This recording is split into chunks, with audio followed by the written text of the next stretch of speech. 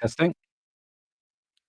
Hi, everyone. How's everyone doing today? Welcome to the Sunday live stream where we talk about photography and catch up and see how everybody's doing. Hopefully, the audio and video is good today. Excuse me. I'm feeling good. Thanks, everyone, for the kind words on my recovery and everything. But yeah, my finger's feeling better. They took the stitches out Thursday. Honestly, excuse me, that hurt worse than getting the cut itself.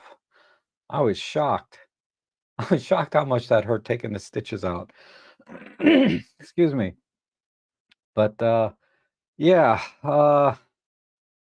it's still numb. Like I can't feel anything on the tip of my finger here, but I guess they said it should come back. But I told them, it's not a big deal if it never comes back. I'd rather have like no feeling at all than having like pain all the time. Uh, because I'm all about no pain, no pain. This is like the most pain I've had in a long time. Um, because I've been very adverse to risk, right? Generally speaking, but accidents happen, and if this is the worst thing that happens to me for a while, that's okay, right? So, yeah, right, Plato, the extremities. I mean, this is right on the fingertip. That's like there's so many nerves in here that it's really sensitive. Like if it was on my arm or somewhere else, almost anywhere else, you know, it wouldn't be as painful, but wow, this was pretty bad. So anyhow, yeah, good to see. Let's see, Robin Schaefer, good morning, and Amir, good to see you. Um, Megwill, wow, from Sweden, nice. I always say I don't like to travel. I'm not one for travel, but I just I feel like I want to go, like maybe Sweden. Anyhow, every time I think of Sweden, I think of that movie. Uh,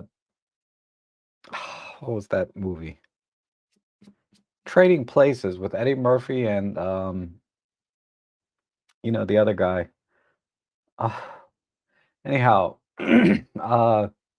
Jamie Lee Curtis was in there, and she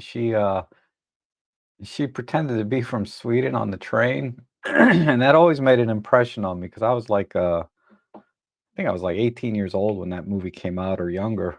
I was definitely a teenager, and that scene just has stuck with me ever since then. About Sweden. You just can't break your first impressions no matter how wrong they might be, right? Which I guess relates to a lot of what we do in our photography. Sometimes we're photographing things for the first time and that'll be our first impression of whatever that is. And our experience and our views always change, uh, or not change, but um, they're very difficult to change.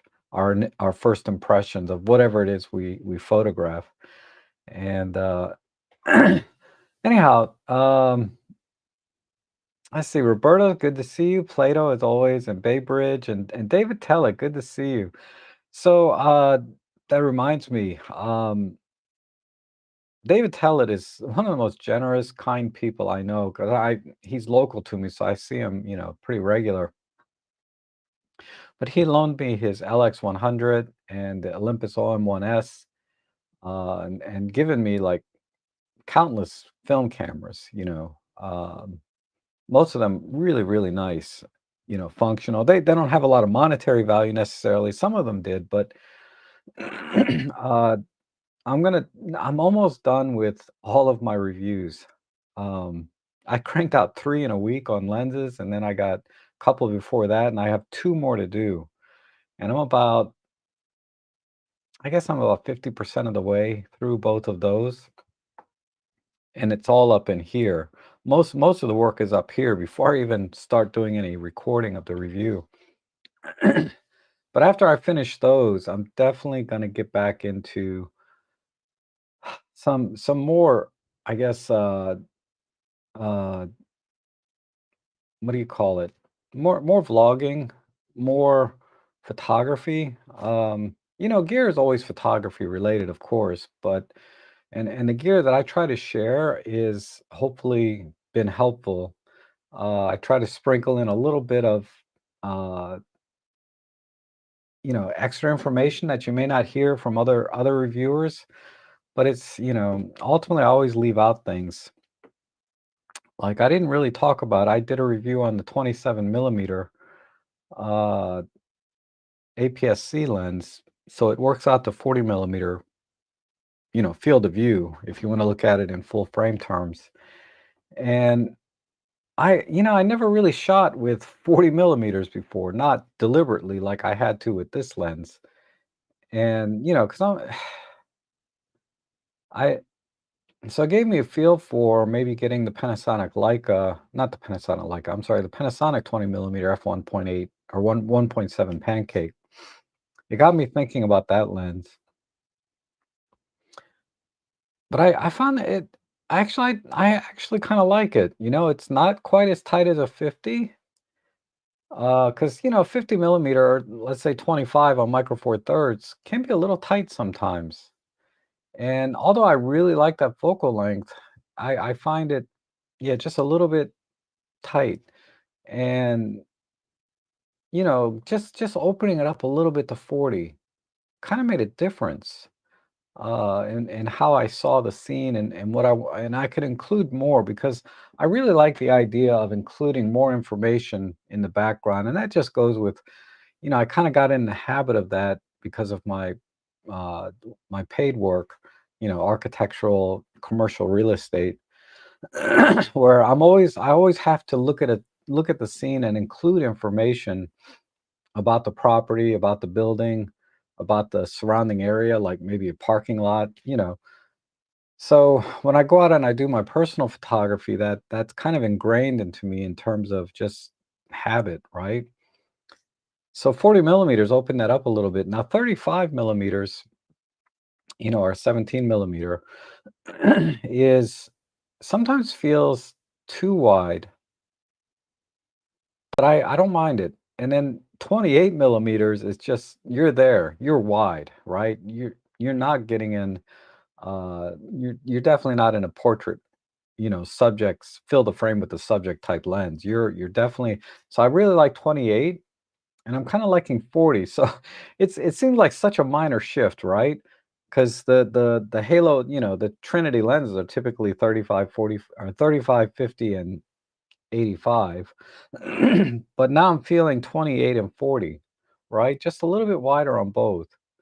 And I kind of, I don't know. We'll see. We'll see. I'm gonna talk. Maybe I'll do a vlog and talk about these focal lengths a little bit and how they you know help me see the scene a little bit differently than what I'm used to.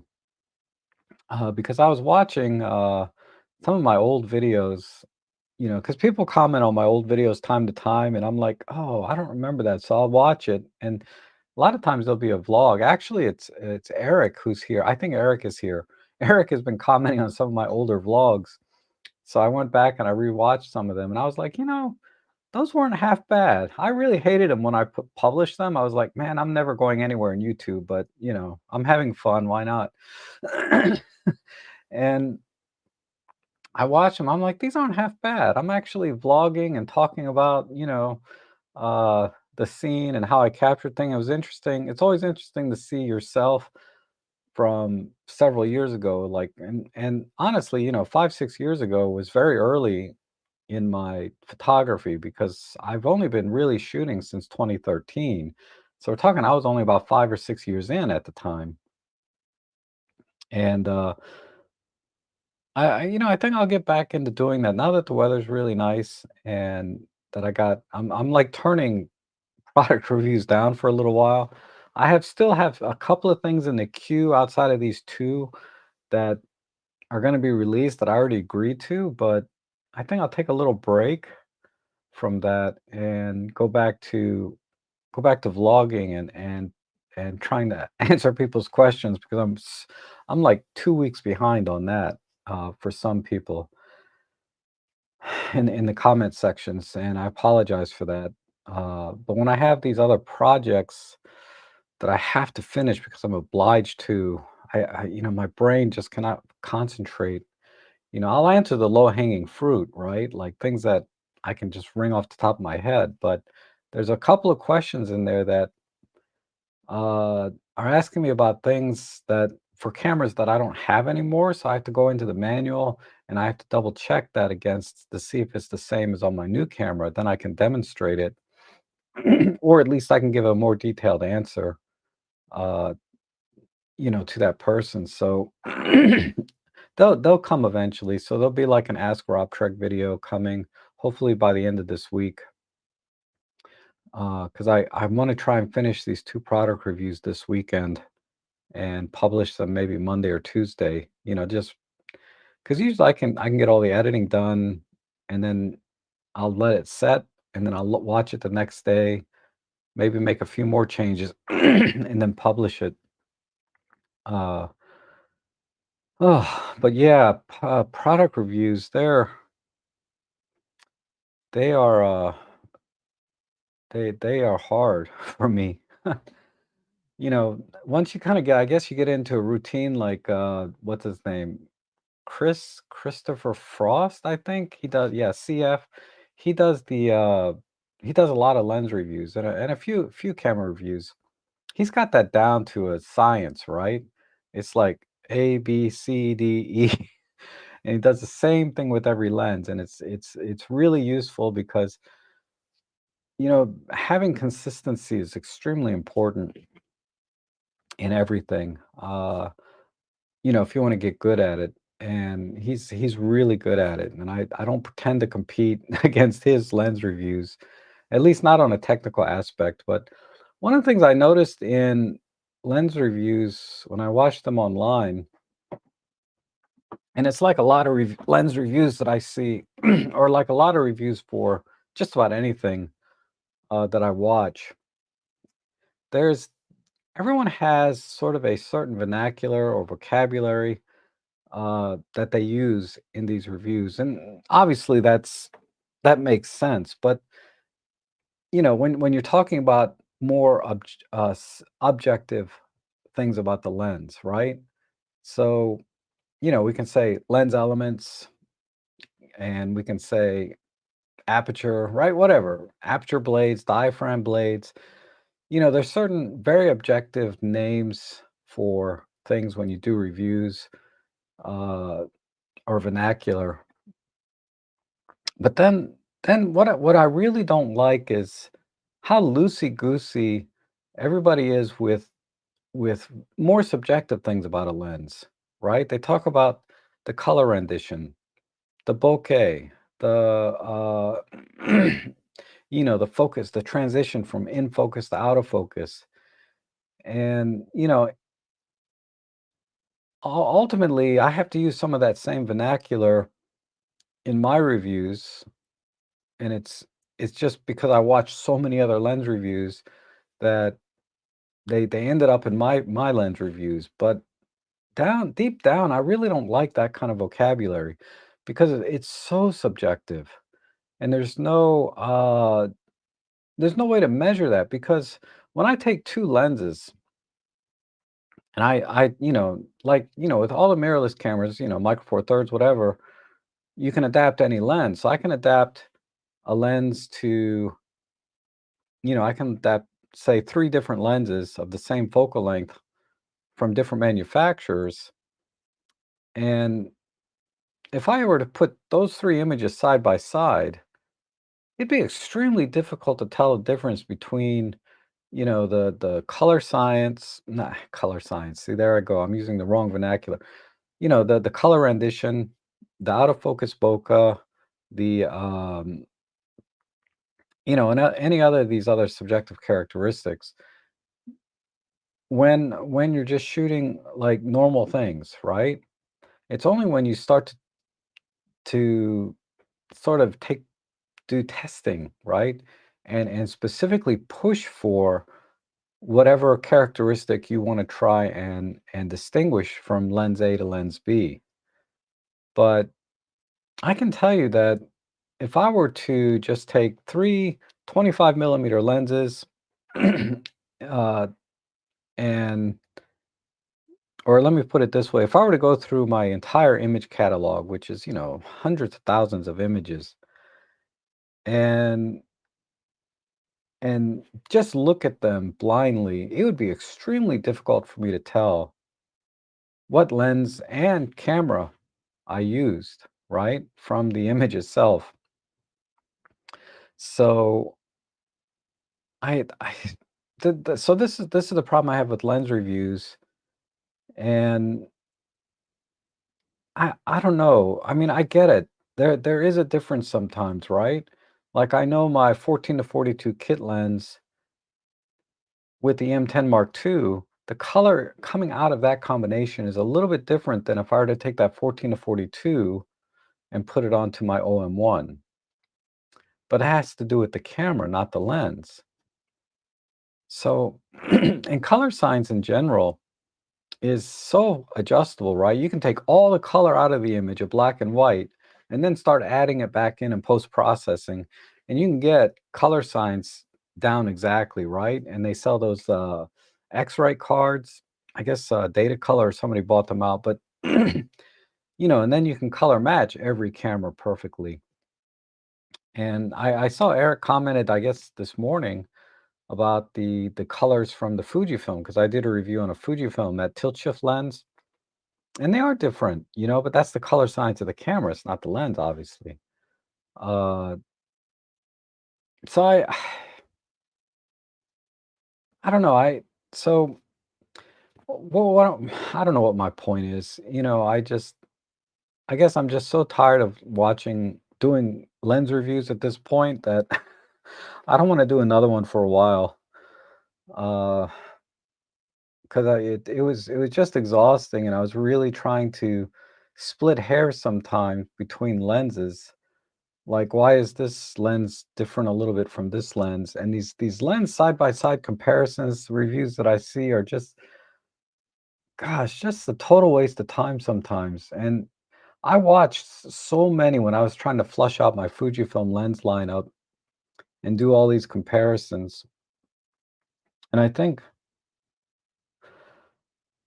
this is what kind of shaped my philosophy about lens choices.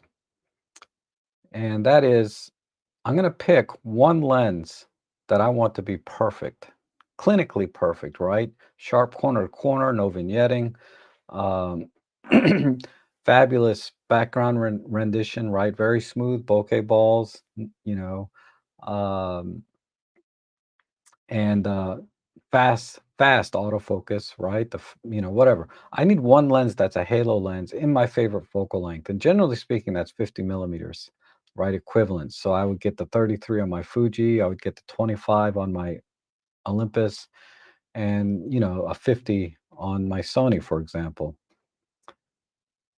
One lens has got to be a halo lens. Everything else just has to be good, right? Doesn't have to be great, just has to be good. Because why spend and I know some people, they buy a very high-end camera, and their mindset is, "I'm only gonna buy high-end glass for my high-end camera." Or, whatever camera, I only wanna buy the very best glass in each focal length and use that. And, I get that. That's a lot of people wanna do that, and that's fine. But for me, I feel like I just need one that's really good, and then I don't wanna spend a ton of money on the rest of the glass. 'Cause that's what happened when I started flushing out the Fuji system was, "Man, this is $800 for this lens. This one is 1,000. This one is, 1,500." I was like, "Come on," you know? By the time I'm done, I'm out like 10 grand, and I'm flushing out lenses, most of which I'm not gonna use that very often. I'm just gonna use this one most of the time. And the other times for the other lenses, they're just gonna be when I need that particular focal length, but I don't need the images to be great. Honestly, I don't even need my halo lens to have great images. Uh, and what I mean by that is, I don't take that great a picture. They're okay, right? I mean, I hear it time and again about my photography, and it's okay, but it's mediocre, right? There's nothing special about it, you know. Sure, I do a little better than others sometimes because they're just starting out, and I've been doing this for 10 years now. But I don't feel like there's any magic there or any reason to publish a book, you know? But anyhow, one lens needs to be that halo lens. I think everyone should have one halo lens at least. If they're gonna get a camera, get at least one lens. Like on my Olympus OM system cameras, it's the 300 millimeter. I have two actually. One's kind of a special purpose, right? The 300 millimeter f4 is my halo lens for my OM1. For my Pen F, it's the 25 millimeter f1.4. Rarely do the two lenses switch bodies. I've never put that 300 f4 on my Pen F that I can recall. I've used the 25 on my OM systems a couple of times just to see, but yeah. So Pen F is with the 25 and OM1 is with the 300. Those are the halo lenses.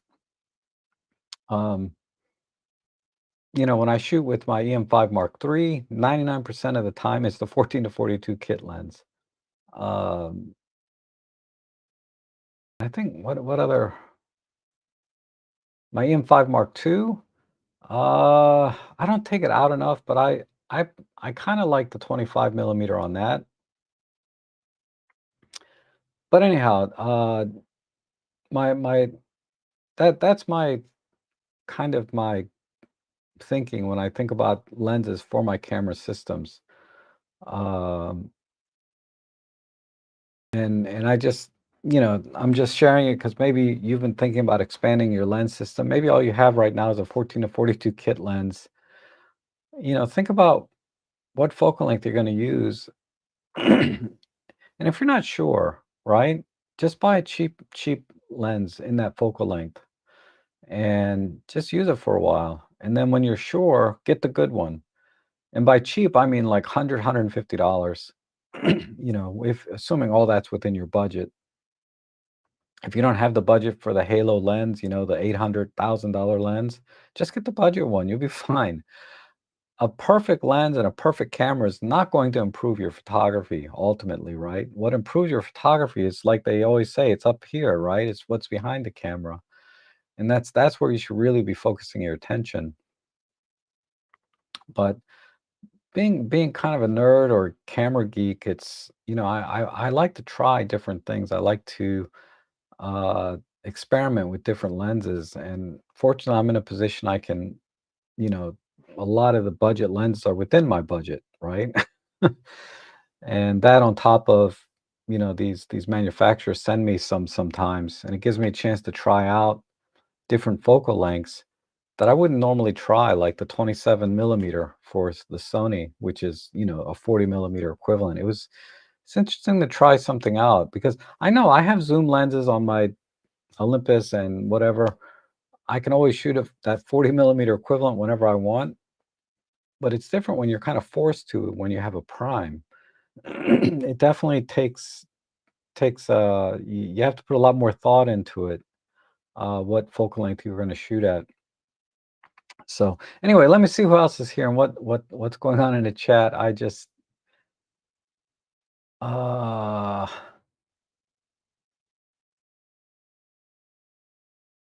where did I go here? Eric, good morning. Yeah, Eric, I've been talking about you. Eric really has takes, he comments on a lot of stuff. Every day I think I feel like I see something from you, Eric, posting a comment or a like or whatever. And he says, "Morning, on my black Olympus 75 literally just arrived. Paid 580 for like new. Nice. This is the first time buying used, but it's beautiful." Yeah, once you buy used gear and you get some good copies, man, it's like that's the only way you really want to buy lenses or any gear for that matter. I try not to buy brand new if I can help it. Uh, but yeah, I have a few vlogs on the 75, which actually I remember those were some of the vlogs you commented on. The 70, and Robin Wong has some really good 75 millimeter vlogs, and Peter has one also, if I recall. Uh, but mine are best. No offense. I'm just kidding. Let's see. Lasse is here. Good. And Jeff Painter. Oh, your dad was the director of photography on wow, that is so cool. If you guys don't know Jeff Painter, he has a background in cinematography, like movies, right? And not movies you've never heard of, like movies that uh are you would have at least heard of them before, right? Like Trading Places. So that explains your path as being DOP for some movies that you mentioned to me before. That is really cool. Um,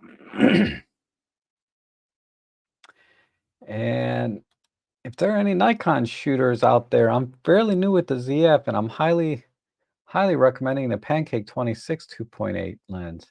Is it the 26 or the 28? I think it's a 28, isn't it?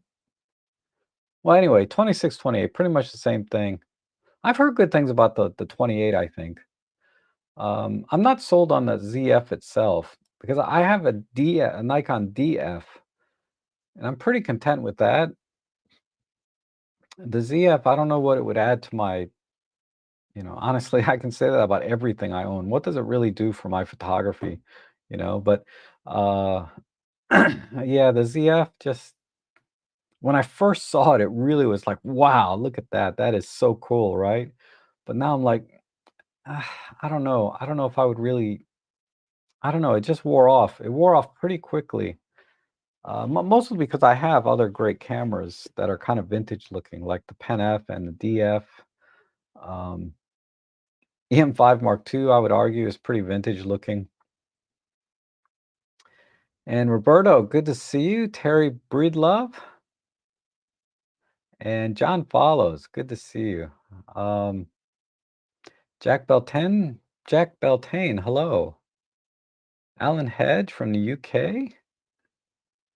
Magwell, I like my OM 20 millimeter f1.4, especially. I think it's a 1.7, but I really like the 25 1.4. That is an awesome lens. And the thumb grip on my pen fell off. Cost $65 for a new one. Jeez, $65. So yesterday I used a self-stick baseball back grip material, cut it. Yeah, yeah, exactly. You know what I did is I used a Sugru, um, which is kind of like a putty that dries up. Uh, and I made my own grip, so it sticks out even more than the original Pen F thumb grip. Where is it? Oh, my Pen F is out on the table outside. But yeah, I made the thumb grip stick out a little more.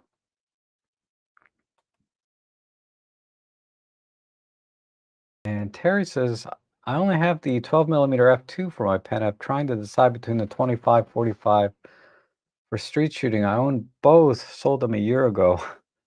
I would I would go 25. Um, and the reason I say that is because the 12 can include a lot, right? It's so wide. But the 25, I would even look at the 20 millimeter 1.7 from Panasonic. But if you want to stay with Olympus, the 25 1.8 is pretty awesome.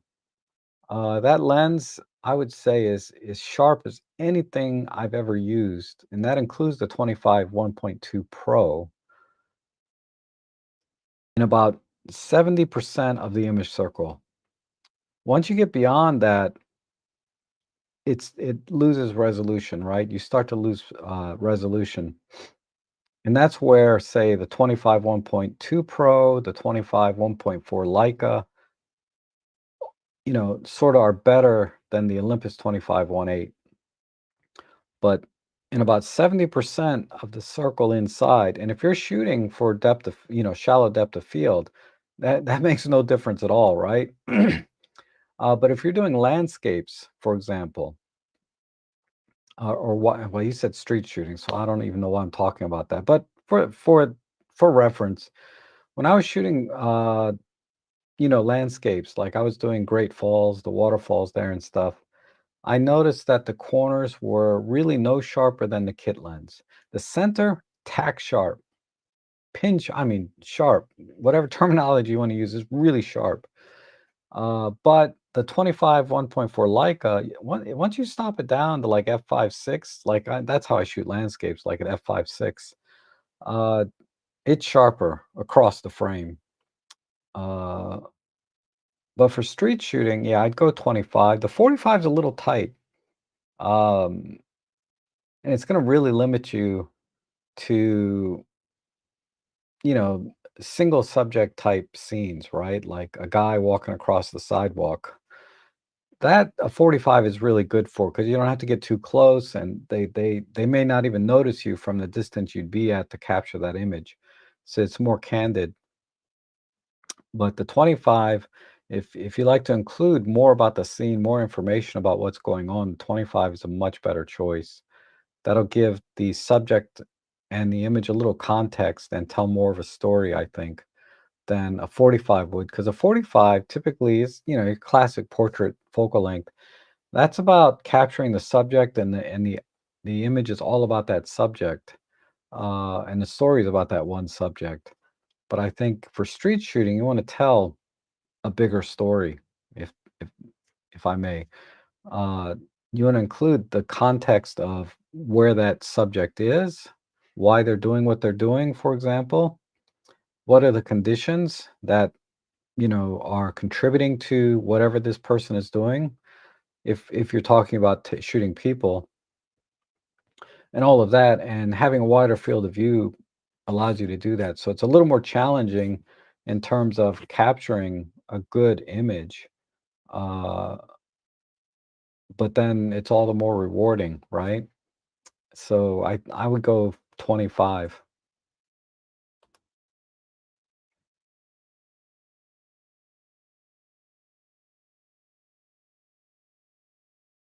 And I noticed that some older lenses like the Tamron 28 to 75 2.8, the first version has better low light autofocus. This is the same with the Panasonic. It's interesting because by all accounts, everyone seems to like the new G2 version of the Tamron, but I don't own either one.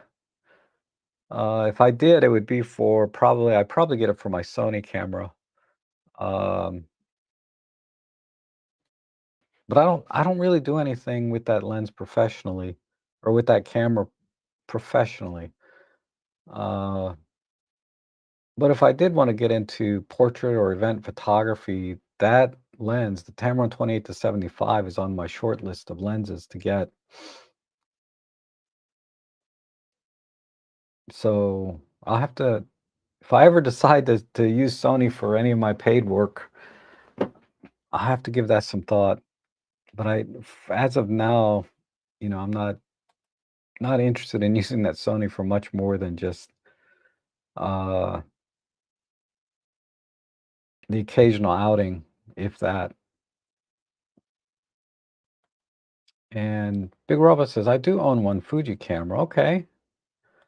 They're cool little cameras. I was tempted by the XT3 when it came out, and more recently I've been finding them used, but I keep stopping myself from buying it because of gas, right? I have such a bad case of gas. I'm trying to manage that.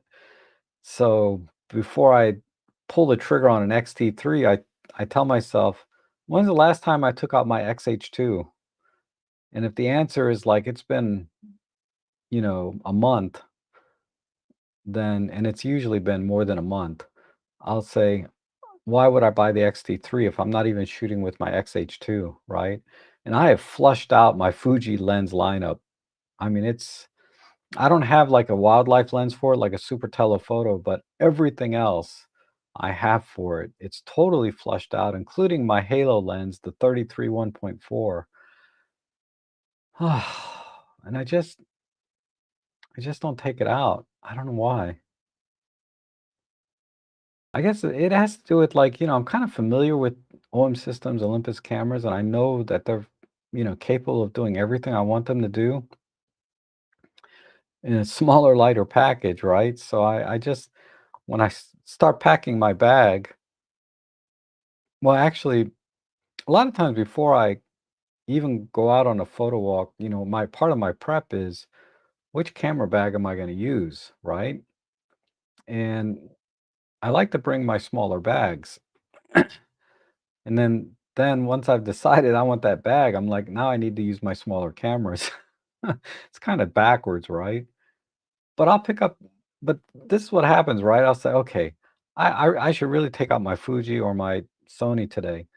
And I'll pick it up, and right away I can feel the difference in size. And then I'm like, all right, well, I'm just gonna go for a couple hours. What's the big deal, right?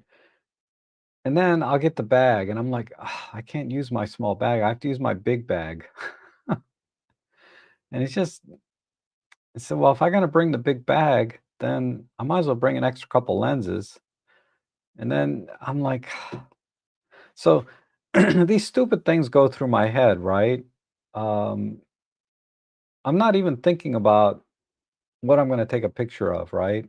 Which is should be the first thing on your mind, like, "I'm gonna go out and take some pictures, and I'm gonna go to this location. I'm gonna try and get my epic image here."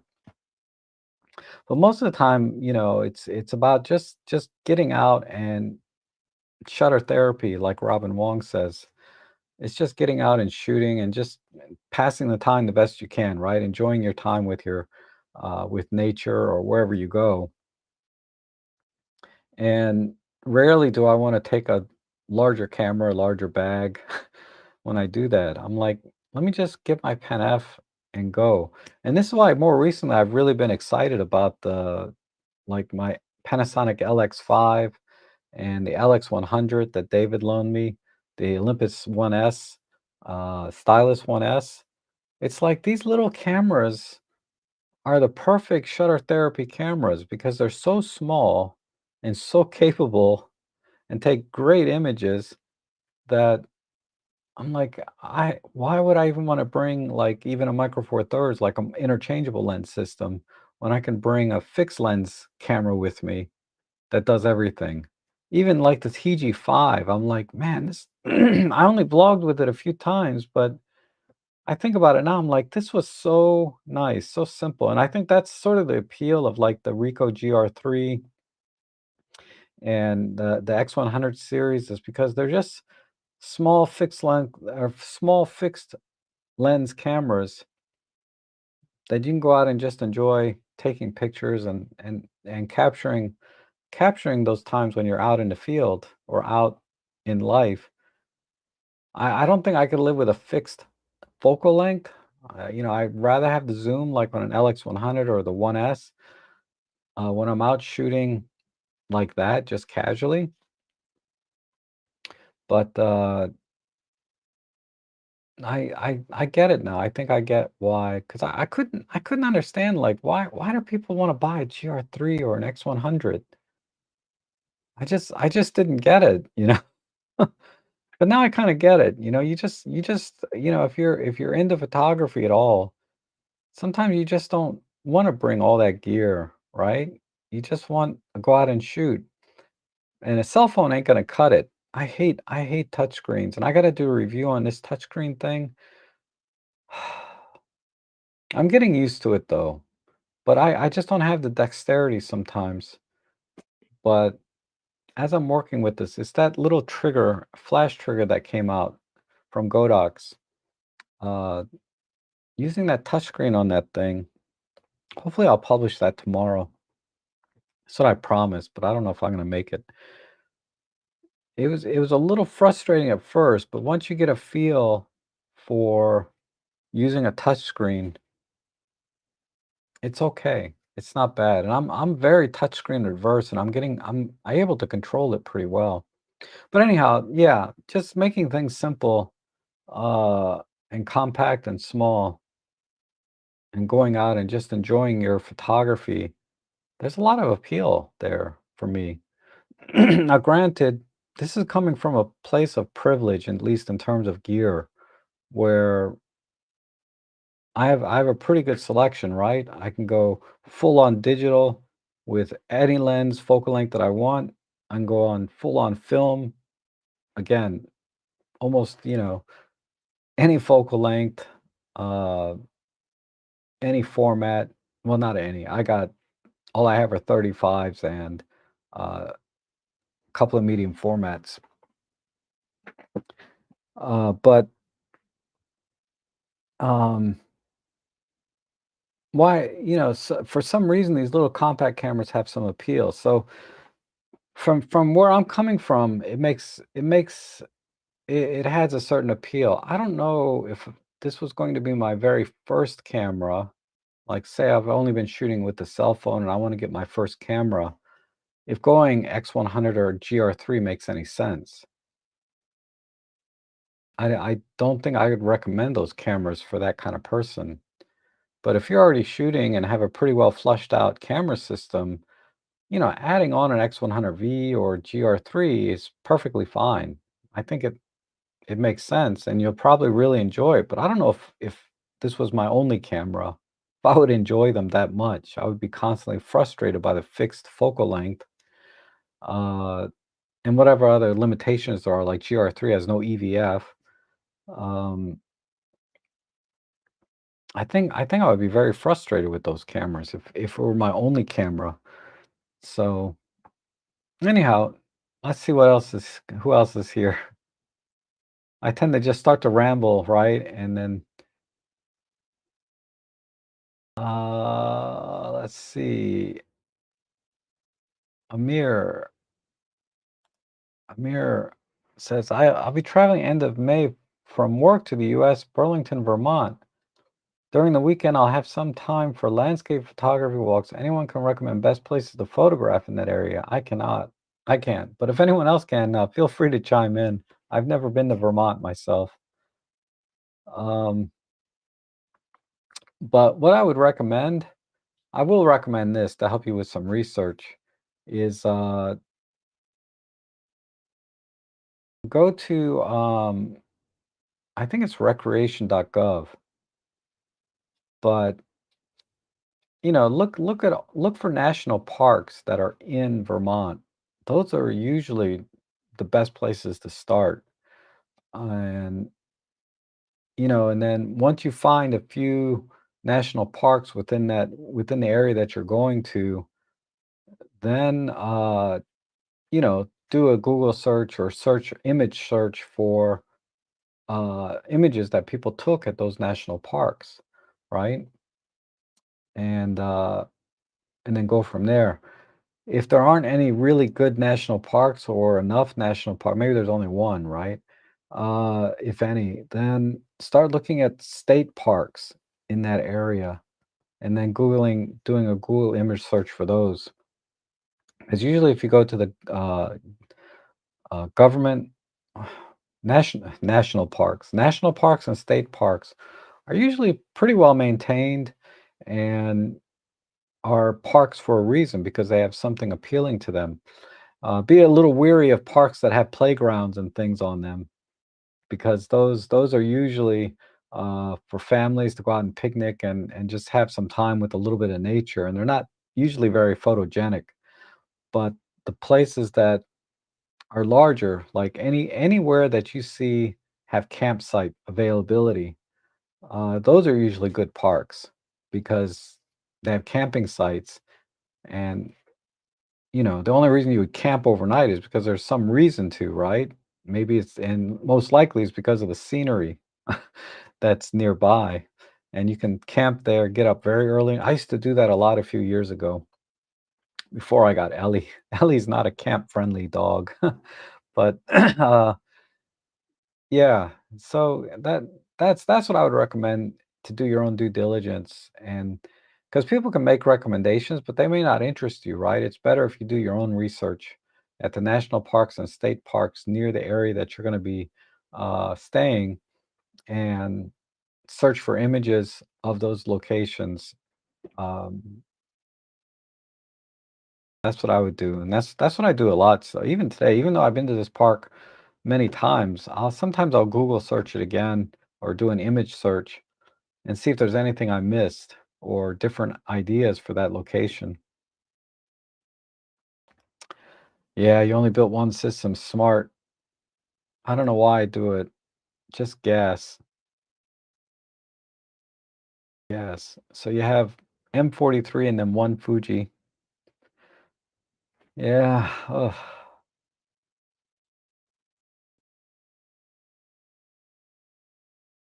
And let's see. The best kit lens for the Panasonic is the 20 to 60. I don't see any real point to go wider. Interesting.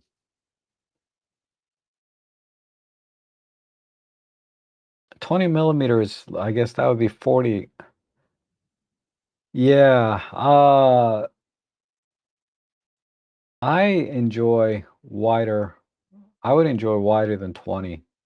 Like 14 millimeter, I like 14 millimeter a lot. Um, so 20 to 60 would be too limiting for me.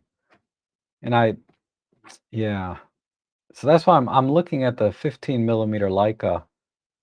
I keep looking at that lens. I should just buy it, but I'm kind of torn between that and the 60 millimeter macro because I borrowed the 60 macro from Dave. And I was like, man, this is nice. It's so perfect for doing close up because I usually get by with just using extension tubes and things, but then after I shot a few images with that 60, I'm like, this is so much easier and the images are cleaner.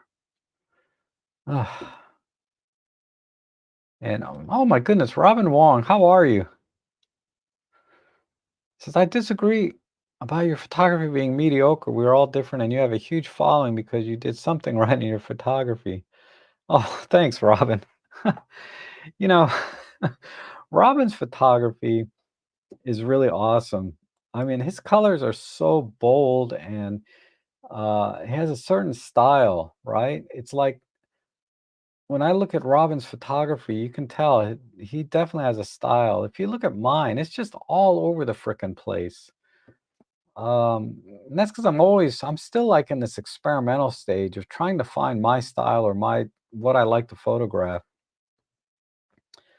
Um, But yeah, go to his Instagram feed, then look at mine, then look at his, and you'll say, "Yeah, this is the difference, right, between a professional, like really good photographer and a mediocre photographer." Because I'm definitely in that mediocre range. When you put me next to like Robin Wong's or even any of my peers, really, Peter and Jimmy and Maddie. Uh, if you look at their photography, there's definitely it's next level compared to me. I mean, I try and I get lucky sometimes, right? But yeah, that's there's no but I'm really I'm really looking to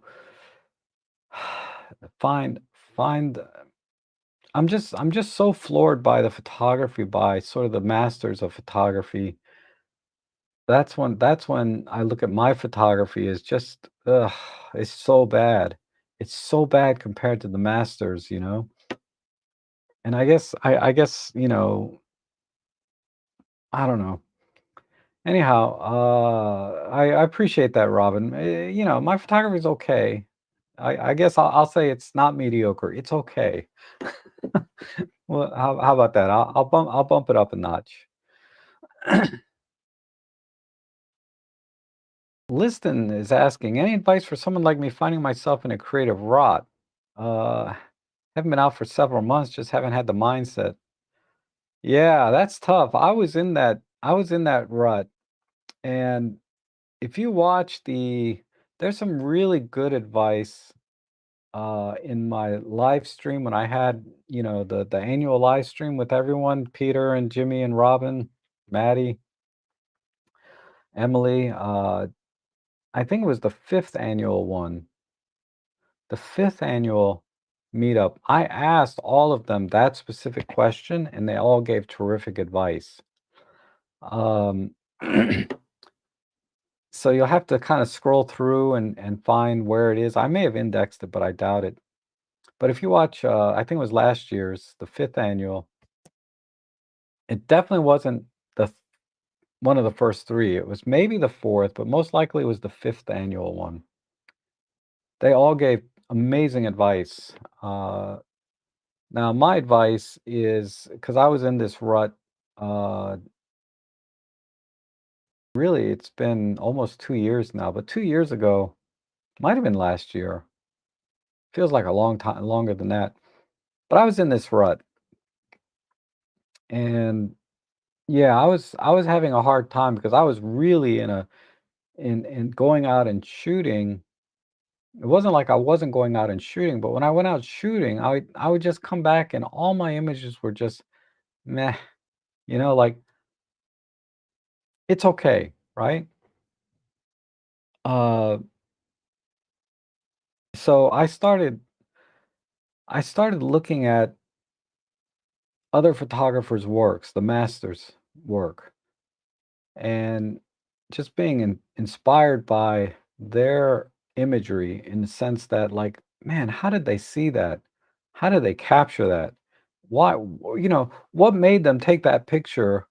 Or, how did they do, it just, I look at that image and I'm like, my goodness. So Ernst Haas, and then Sal Leader, and Eggleston, those are the 3 images that I or photographers that got me out of a rut, uh, because Eggleston is knows, takes pictures of very mundane things, and yet the images are epic, right? I'm like, "Okay, if Eggleston can do that with a bench or a light bulb or a tricycle, if he can do that kind of image, right?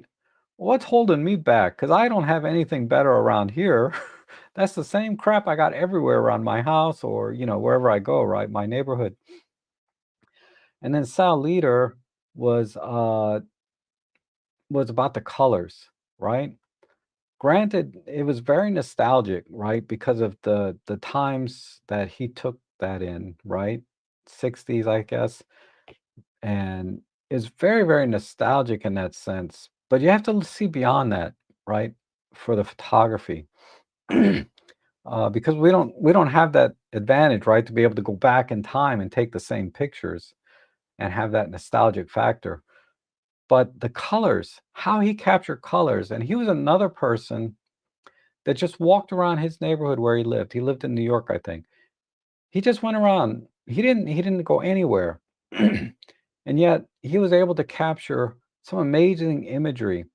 He was really good at capturing colors and reflections, right? And I was like, well, yeah, there's some good colors and reflections around here. I just have to look for it, right? So those 2 specifically. Ernst Haas, is eh, I just started, I haven't looked at his work in a while, but when I did, I was really floored by. I can't say anything specific about it because it's been a while since I've looked at it, but definitely saw those 2 photographers took pictures of what would otherwise be very mundane locations and inspired me to go out into my own location where I live in my area and try and so I tried to duplicate that work, right? Either the colors or the the composition. I don't know. Eggleston is a very interesting photographer. So that's my advice. That's what I did to get out of my rut. Was I started looking at those 2 photographers in particular for their particular uh, eye for mundane, everyday, near to your house or location type photography. So I hope that was helpful. But definitely watch the 5th annual. And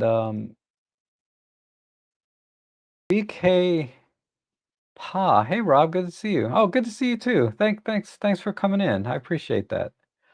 Uh, and it says I used a lot of cheap old lens on M43. Minolta lenses are good, and yeah, Minolta is really awesome.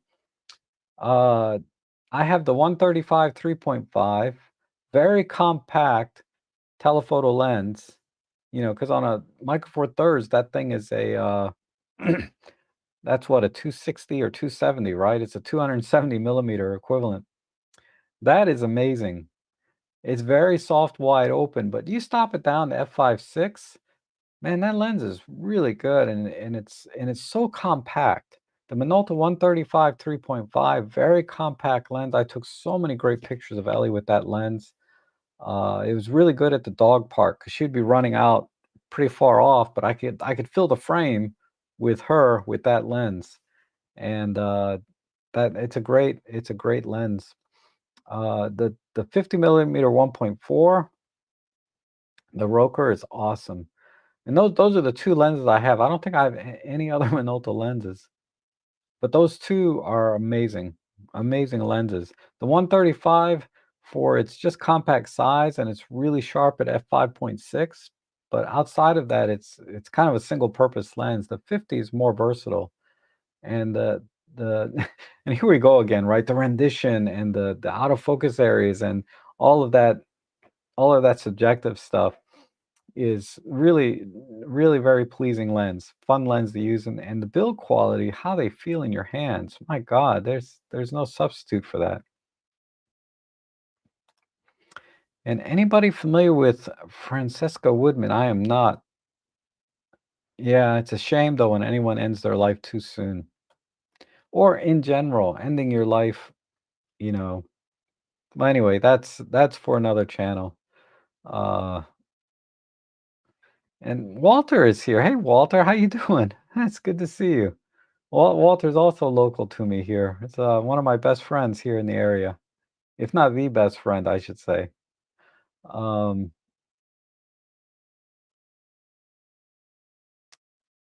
and I think about my 75 used or display model. Never had any issue. Oh, okay. Yeah, I haven't had too many problems with buying used gear when it's been expressed that it's in good condition. I bought a lot of used gear that was expressed as parts only, and I get lucky sometimes. And it's fine. It just needed it just like I bought an OM2S film camera, and, it was being sold for parts only, so I paid, like, I don't know, 50 bucks. I don't remember what I paid for it, but I didn't pay very much for it, and, I was able to take the bottom plate off and re loosen the gear because it wasn't whining or clicking. It was mechanically, there was something wrong with it. But I guess the grease or something in the gearing got jammed and the grease was kinda dry, so I just I just took care of everything and now it works fine. Uh, and let's see. Zoltan is here, good to see you. Zoltan with the emojis and those little icons. I still don't know how to do that stuff. Every time I try to put a emoji in, like, let me see, can I put one in here? Let me try. What does that look like to you guys? Right? It's just an it's just a colon in a circle. I don't know why when I do it, nothing happens, and then, uh, alright, I was and 64 viewers, that's awesome. I'm showing 61, I guess, right now. I don't know how accurate thing is on here. But yeah, awesome, 64 people watching me, come on. So ultimately, what do I really add to the conversation, you know? I have a little bit of experience, right? And I know a few things, but it's mostly just me jibber jabbering about my thoughts and what I think about stuff. So the fact that 60 some people even want to hear that is amazing to me. Um, Marcia is here. Good morning from Florida. I'm so jealous. I'm so jealous of hot weather. I love hot weather. Right now it's like 60 degrees right now. My room here is 66 degrees. And this is the warmest room in the house because of all the gear in here and the lights. But 2 days ago, man, it was like 90 out here. That felt pretty good. Oh my God, I was so happy. That's why I was able to get the reviews done because I could get out and take pictures. When it gets cold, I don't feel motivated to go out. Says I have a GF3 with a Cosmic Car 25 TV lens, balanced and cheap. Yeah, those little TV lenses are cool. I think it's what Mattias Burling, one of those guys. They love doing stuff with vintage glass like that. Now those lenses have character. It's very subjective lenses, right? Hi, Rob. It's not just lens, camera, and bag choice anymore. Seemingly now it appears to be camouflage gear, hats, boots, bags. I know tripods. Oh my God, huge full frame lenses and cameras. Not from. I know, right? I see people walk out there with wheel wagons, right? They got the little wagons. I don't know what you call those things. But they got four wheels and they carry all their stuff. And man, they are hardcore, full camouflage, right? They look like they're going out for war or something. It's crazy. And Peter says Burlington is okay. So I guess this has to do with Vermont. Nice walkable downtown, nice weather from walkway. Bring a telephoto for pictures of New York mountains. Wow, great advice. And Robin says we will never be happy with our own image. That happens to everyone. Haha. I love Robin. When you watch his streams, right? I mean, his videos are great, right? But when you watch his streams, you really get to see the real Robin Wong. I mean, just I don't know how like I'm smiling now because Robin makes me smile, and that's what's so great about Robin Wong's channel is you can't not watch his channel and not smile, right? It's just um but yeah, Robin is awesome. Thanks. Um they are masters, but I do believe it was their courage to follow the dream of photography. Others like me choose the safe path of getting a day job to feed the family and do photography. I wouldn't be surprised if a lot of these masters had day jobs or had other ways of income or were just piss poor. I think Sal Leader was very poor up until near the end of his career. Um, but yeah, there's definitely uh, it would be a real privilege to be able to actually live off your photography and live well. Because technically, I live off of my photography, right? Between uh, the paid jobs. I had another job, thankfully, the other day. But, my paid work and then doing this channel. But it's not I'm piss poor, though, in general. Um, all this gear you see, this is still on credit card, at 0%. I got 0% financing, but this I finally paid off my OM1, took almost 2 years. But this Sony and this Fuji, well, the Fuji's kinda paid off because I traded a lot of stuff in to get that. I still owe a little bit on that, but this Sony, definitely, this is on a 2-year 0% payoff thing. That's gonna take me a while, and then when it comes time to pay it off, I'm gonna be struggling again. So, Marco, good to see you, Marco. I'm starting a little earlier these days, at 9 o'clock. So it's either I'm early, it's not that you're late, I'm just early. And then, yes, I do what Vivian does. I carry a camera 24/7 even at work and shooting pictures all day. That's awesome. Sometimes those are the best shots too, right? The ones that you because you had your camera with you, you're able to capture that moment. And the masters are known by perhaps a dozen iconic images over a lifetime. They took many more great images, but most people only know that is true. Like when I think about Sal and Eggleston, only a handful of images come to mind. It's only when I really dig in and look at everything that, it really floors me, right? So there's a few images I really like that just remind me how great they were, but then when I go online, or I'd like to buy a photo book, but they're so expensive. I can't believe how expensive the photo books are. especially if they're known photographers, right? But uh, you can really, it's just amazing the body of work that they created, the hundreds or thousands of images that they have.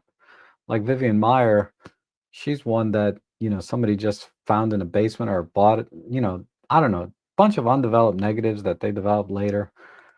Really interesting story, and it's unfortunate that she didn't get to vet or procure, curate her own images, right? Somebody else has to curate because she's passed. So somebody else is curating the images. But Sal Leader and Eggleston, they curated their own images, maybe with in collaboration with someone, but generally speaking, you're seeing only what they wanted you to see. And I feel like that's a better way to look at master's photography than it is, say, like Vivian Meyer. And I think it was Ted Forbes that talked about this in more detail. Um, another great channel, Ted Forbes, that talked about how she's not the one who curated her own photos. So we're seeing kind of more of her photography through someone else's eyes, I guess. Watch his video on Vivian Meyer. Uh, it was really interesting, but she had some great photos in there too, and he was a little bit critical of her photography as well. But again, I think that's because it wasn't curated by her; it was curated by someone else. So, but yeah, very valid point, Robin, about uh, only being known for a dozen or so images.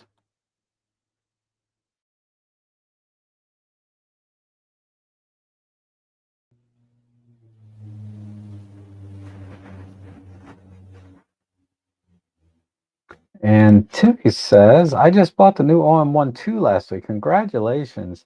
The menu is a little bit from your camera. Did Olympus just get an update?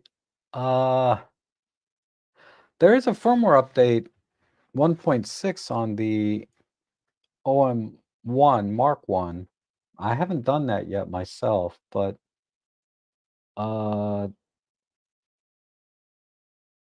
I don't I think what's his name? He just did a video about a reason to buy the OM1 Mark 2, versus say the OM1 Mark 1, right? What was his reason?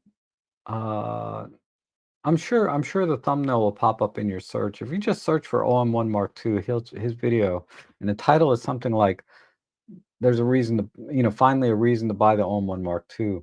What was it? It had something to do with being able to autofocus while you were zooming in and out. And then from there he kind of went into settings, which I was already familiar with, but the first few minutes of the video he talks about being able to zoom in and out and autofocus at the same time, and he wasn't able to do that with the OM1 Mark 1. Something like that. I shoot prime, like I have a 300 millimeter f4, so it's not an issue for me, but if I ever take out the 75 to 300 again, I'll have to try what he was talking about. Uh, but anyhow, yeah, the Mark 1 got a firmware 1.6. And Walter's gone. Okay, Walter, sorry to see you go, buddy, but thanks for dropping in. Um, yeah, thanks, Bay Bridge. I appreciate that. Um, yeah, if you guys like these live streams, hit the thumbs up. Let me know. I'll probably do them regardless, unless I get more dislikes than likes on my live streams. Then I'll be like, okay, well, maybe I should give it a rest, right? I'm sorry for just kind of leaning back and being so casual today. I'm I'm exhausted from this week of doing all those reviews. Doing reviews are exhausting, and I still got two more up my sleeve that I got to finish. These are a little bit less demanding uh reviews, but like I haven't. If you go to my Instagram, I posted an image of something I'm going to be doing in my review. Where is it? Maybe I can show you real quick.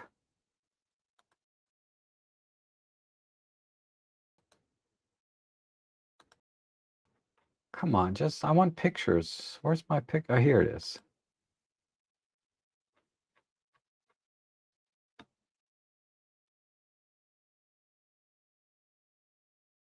Okay, how do I share a screen again? Share screen, window, entire screen, screen 3. All right. Okay, I'll just show you the raw images. So I got this little smoke machine, and it's a Ninja smoker. I'm gonna try and do the review on that. This is one of the frames that I did. Uh, so what I'm doing is I'm framing. I'm taking these 6 images here, right? I'm taking these 6 images here and blending them in Photoshop. And then this is one of the images. I had another one I created. This is the black and white version. But you see how the smoke is kind of everywhere? The smoke is not everywhere. It dissipates very quickly, right? So that's why I had to kind of take this image. There's a little bit of smoke on this side. Then I took this image. There's a little smoke on this side, right? And so on. So I took these 6 images. Like over here, I like the smoke down here on the bottom.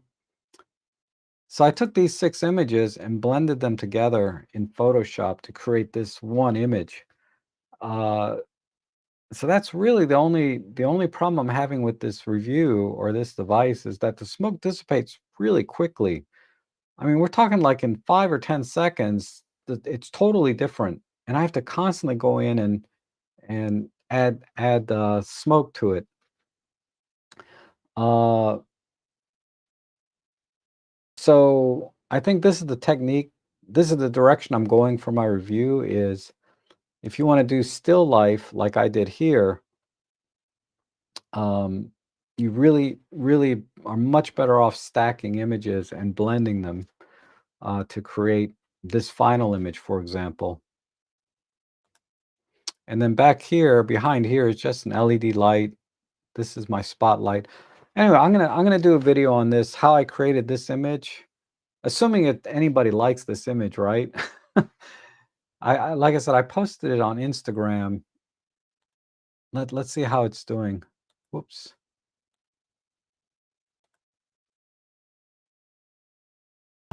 Here's my Instagram. So 26 likes. Yeah, 26 likes. I guess that's okay. This is also another secret, right? A lot of times I'll post images on my Instagram, and then I'll see which one got the most likes, and then that'll be the image that I use in my review, whatever it is. Um, nothing here recently. I didn't really post. How about on my over here? Oh yeah, here are the images. So this one got 10 likes on, which is a lot for me. If I got 10 likes on an image, so I used this image, I think, in the review, and I used this image. This got 6 likes, and I used these. These didn't get very many likes. Uh, I don't get much. I don't get much. This is when I did tilt shift lens review. Are there any here with? This was with the 27 millimeter actually, and these are the 27 millimeter. This was the tilt shift. This got 11 likes, so this definitely went in to the review.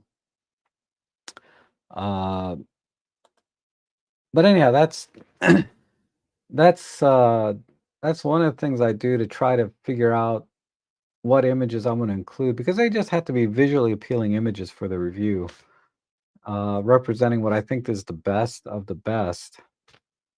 But I don't get enough likes and stuff to really be able to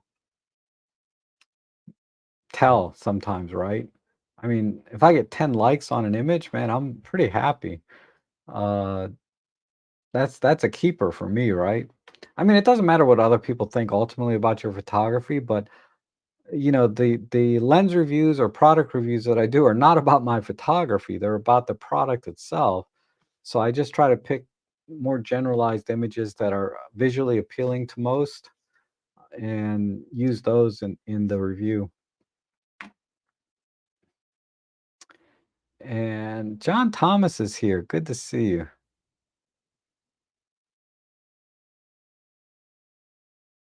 Yeah, having a bad day, cup of tea and put on Robin Wong video, right?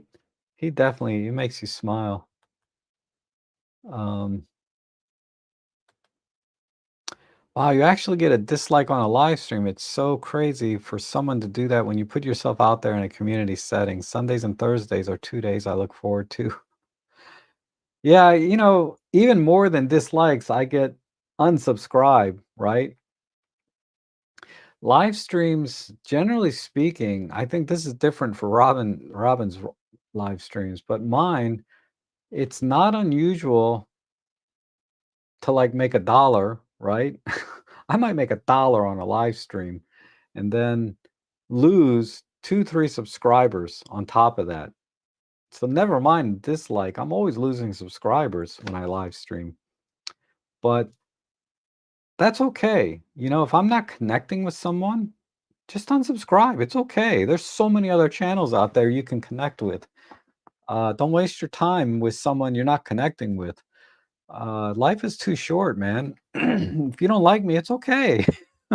Find someone you like and go watch them. I I don't get offended at all if somebody says they don't like me or they don't want to watch my channel and unsubscribe. And because trust me, when you put yourself out there, you get some pretty harsh comments sometime, and it's okay. You just can't connect with everyone. And but if I do connect with you and you enjoy watching my live streams or watching my videos or whatever, like my channel and my photography, I you know I really appreciate it. And that's why we're all here, is to connect with other people in life, right? I mean, I'll probably die alone, but I have you guys, right?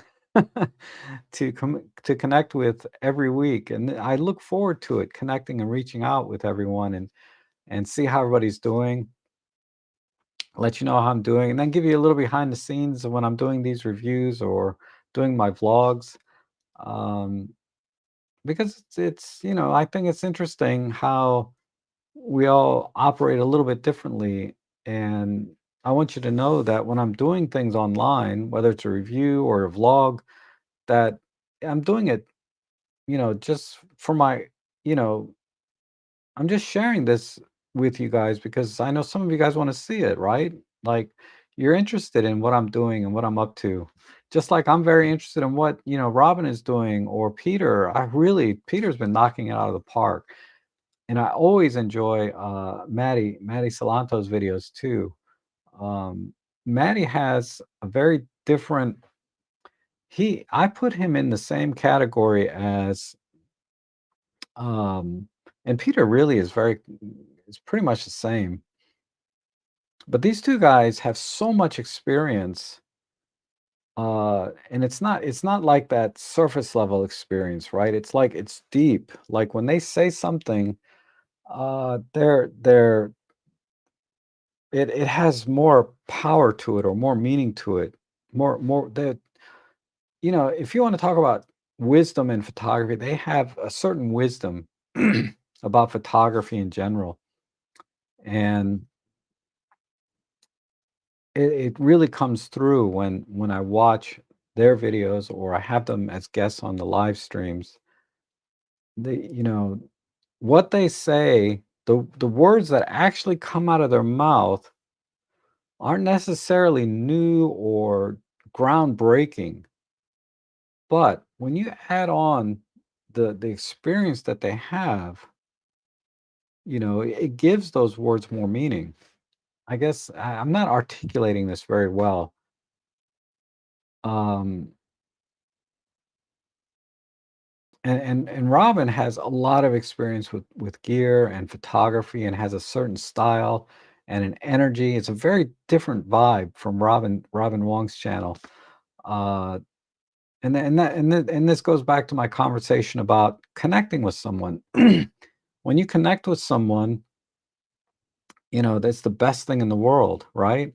It's like, man, I get this guy. I really appreciate and I can understand what he's saying to me, or I have a better understanding of how I'm going to do this.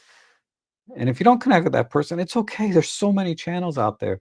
There's a lot of Olympus channels that I have a hard time connecting with, or photography channels, I should say. And it's my fault. I don't put anything on their channels. I never want to say anything bad about anyone's channels because it's not what they're doing, it's me, right? What is it about me that I'm not able to connect with somebody? And when I start having trouble connecting, I have the luxury of just watching someone else, but sometimes you have to look in the mirror and ask yourself, what is it about you, or what is it that is not allowing me to connect with this person? Where is that channel, where is that line of communication or thought being broken? Is there something I'm doing wrong or thinking wrong? So I always try to be open to even channels that, or and I hate to say the word channels, it's really people. I really want to be able to connect with everyone. I don't want everyone to have, I'm not trying to get everyone to like me. It's not about me. I'm always trying to see how can I connect with someone and get whatever it is they're trying to share, because when you have a channel or vlog or whatever, if you put yourself out there, you are actively reaching out to connect with people. And if I'm not able to connect with that person, I try to figure out why. Why is it me or is it them?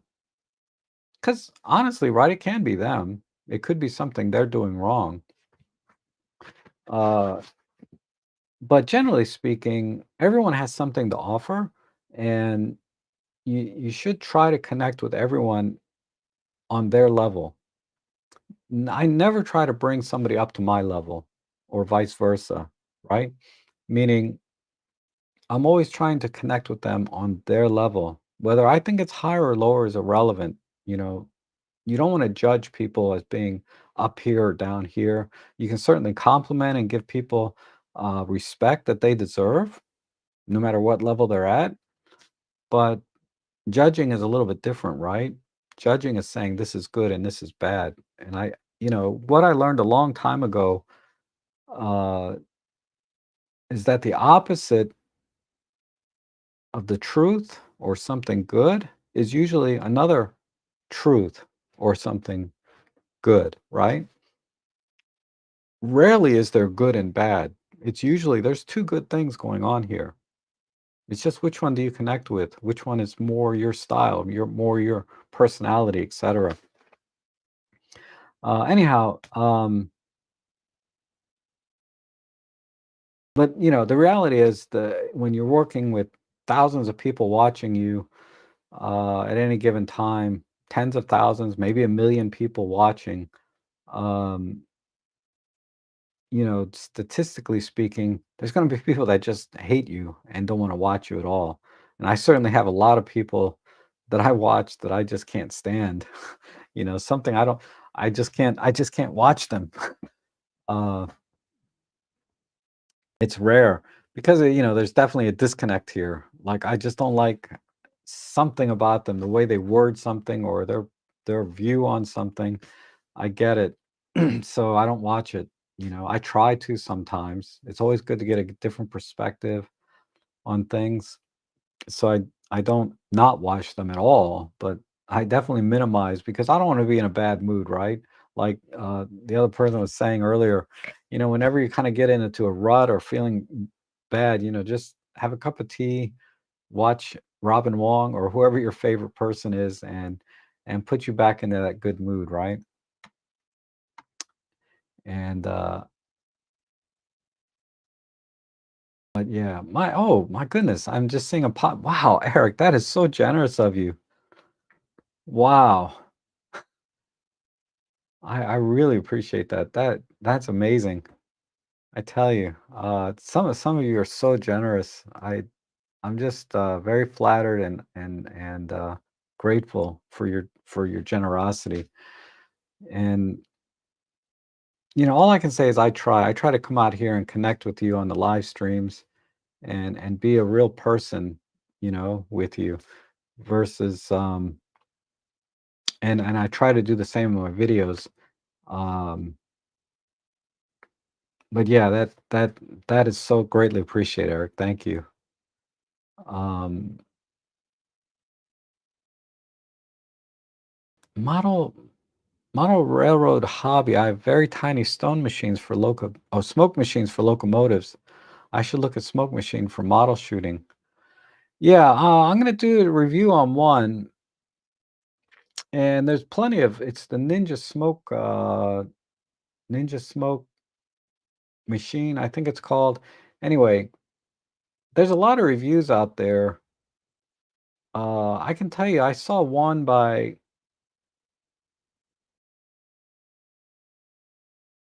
I saw what's his name? I can't remember his name. But yeah, my review is going to be different than that because he said in that review that the uh it lasts all day, the fluid it doesn't it doesn't last all day. There's you know, so let's just say my experience is very different than their experience with this particular product. It's not as great as I didn't have as good an experience with it as he did. I'm not saying I'm having a bad experience. My experience is also very good because, you know, what the product is doing for me, it's doing well, but it's not doing what he's saying for me. Maybe he was able to get that kind of life out of it, but I'm not getting the same. So it's just like everything, right? Is because my experience is not as good as his doesn't mean my experience was bad. And this goes back to what I was saying is that the opposite of good is not always bad. Sometimes it's another good thing, right? So my review is going to be, I guess it's going to be good, but it's going to be fair. I have to address a couple of things that, like the smoke not lasting very long, and you have to constantly juice it up. Uh, so yeah, I'm gonna try and finish that today or tomorrow. I promised them I would. I don't think I'm gonna be able to keep that promise.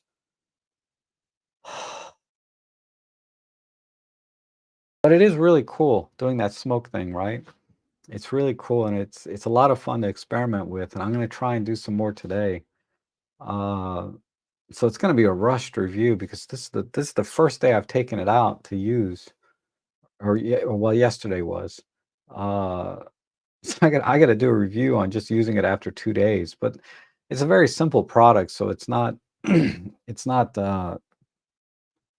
it's not like doing a lens review where I have to go out on photo walk after photo walk and try different things and do test charts. It's a smoke machine, you know? Uh, it just does one simple thing. So I think I can get it done today or tomorrow. I'm gonna try. And then it says, "Rob, do you think the small LED light would work instead of flash for an infield macro?" Yes. Uh, you could even use a camping flashlight, like a tactical flashlight that has like 10,000 lumens. I've done that sometimes, although sometimes I've noticed the color quality is not great. Because I had one camping flashlight that when I shined it onto something, um, the the colors were awful. So that's when they talk about high CRI and all of that in LED lighting. Yeah, it's a thing. If you get a bad LED light, like I had a really bad camping flashlight, it can mess up your colors. For black and white, it's fine, but uh, yeah, I use a small LED time to time. Let me see if I have an image. Let me show you a difference. I was actually just doing that the other day, last week.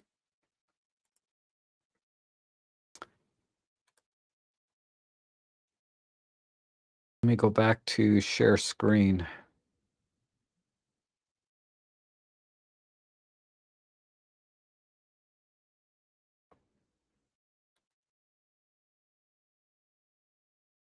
So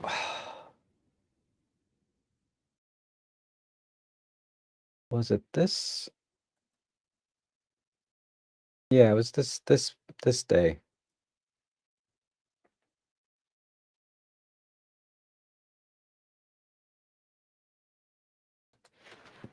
So like here's an image without using an LED, and then here's one with.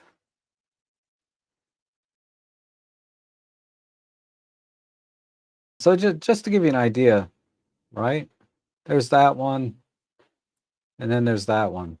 So yeah, using a little LED, the light's still going to be kind of harsh because of the it's a small light source, right? So if you get a bigger light, it could be smaller. But I used the small one, and this is what you're going to get. So it can make quite a bit of difference, right? So definitely, get a small LED light. That one that I used, I forget which one it was. Uh,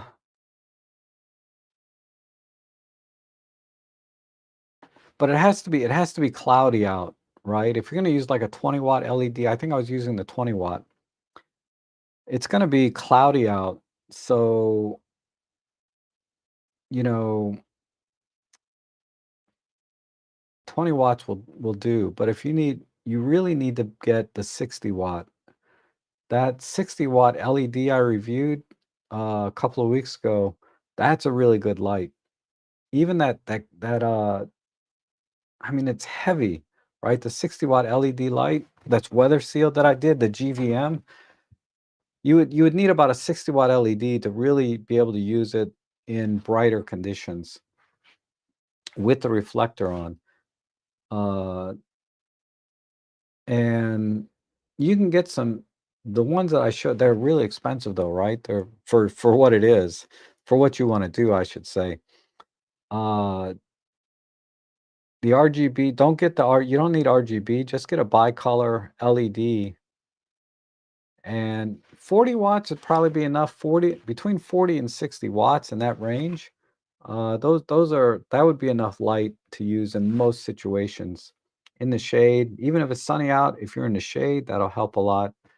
Uh, and certainly if it's cloudy, it can make a difference.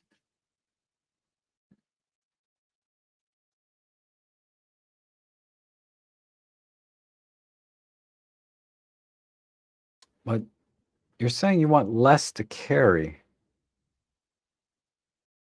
Um,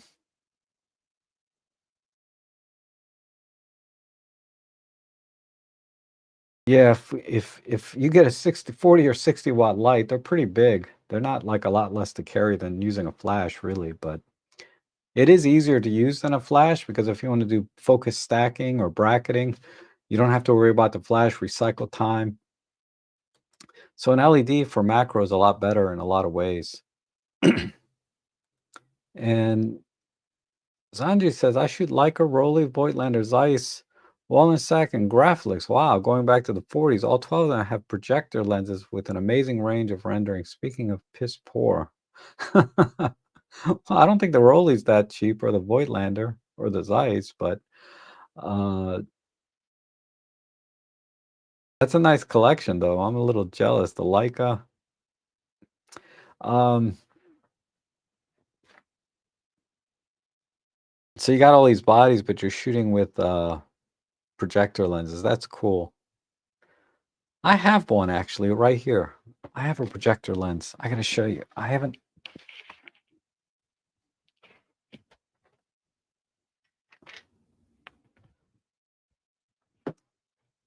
Yeah, this guy.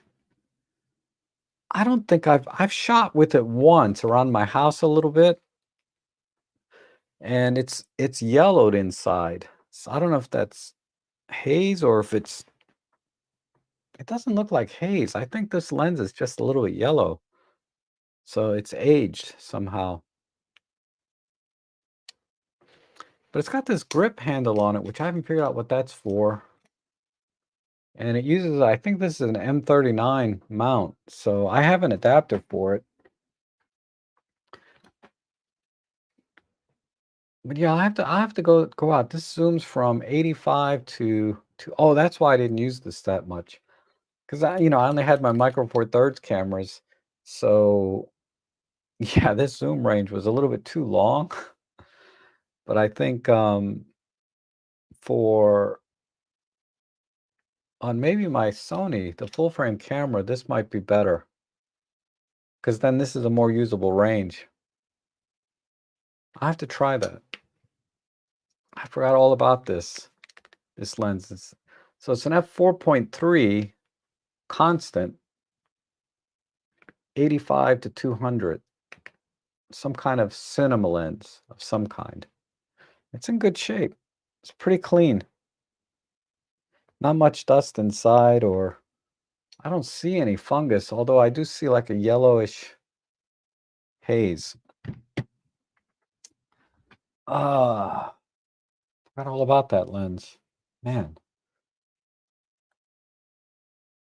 John Thomas says, any chance of a gimbal suitable for micro four thirds camera? Yeah. I have about 4 different gimbals.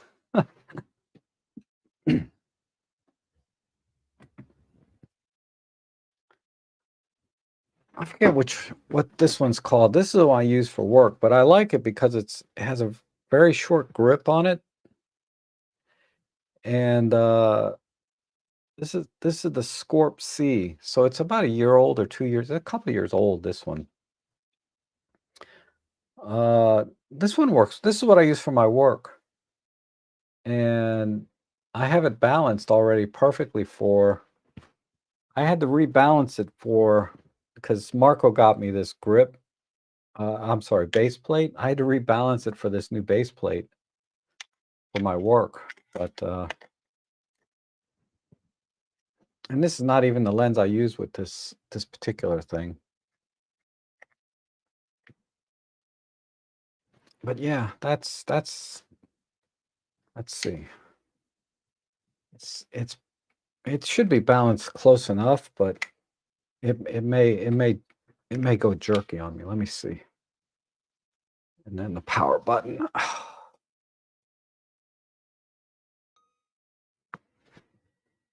Yeah, there we go. Yeah, it's a little out of balance. This is not the lens I normally use for work.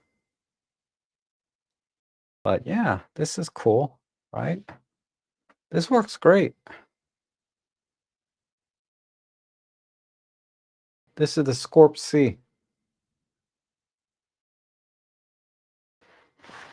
I love gimbals. I mean, I love playing with them. I don't use them very much, and I only use it for work actually. But let me turn this off. But yeah, there's some YouTube channels, man. They do everything with these gimbals. It's amazing. All right, I need to lock this.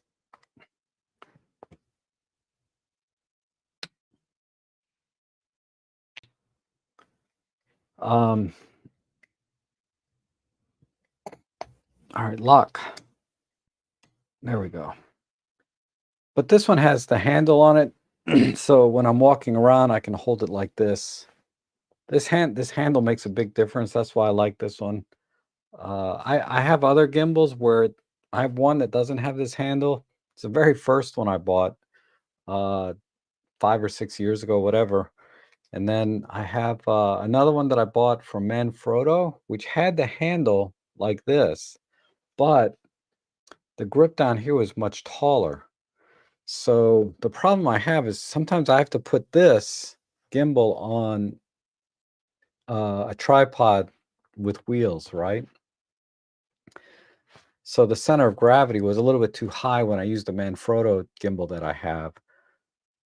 So I got this one And this one is much better because the handle's short, so the overall center of gravity is lower. So I'm getting less, it just works better. The shorter it is, the better. So this is about, and I think this is only like $200. I don't know what they cost. I can't remember, but it's only a couple $100, I think.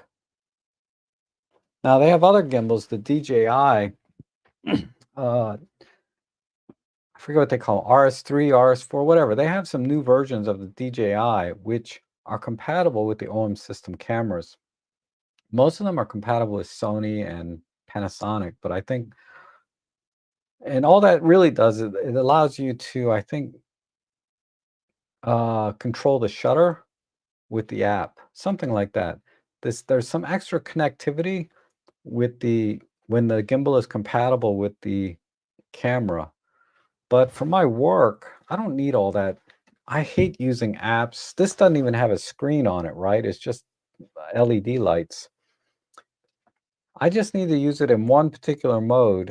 And if I need to change modes, it's just a couple clicks here. I'm content with that. I don't need all this fancy pants app and control and shutter and you see people that got the gearing. If you're a cinematographer, you probably need all that stuff, but I don't need anything. I just need a stable shot, right? I just need to walk and make it nice and stable. And that gimbal does it well, partially because of the lower center of gravity works for me because I have to put it on a tripod sometimes. But yeah, that's a good one. The Scorp C. There may be newer versions of it, but yeah. Damn it, this chat always rolls way up. And then, yeah, thanks. Yeah, now we're down to here. Thanks again, Eric. That's really generous of you.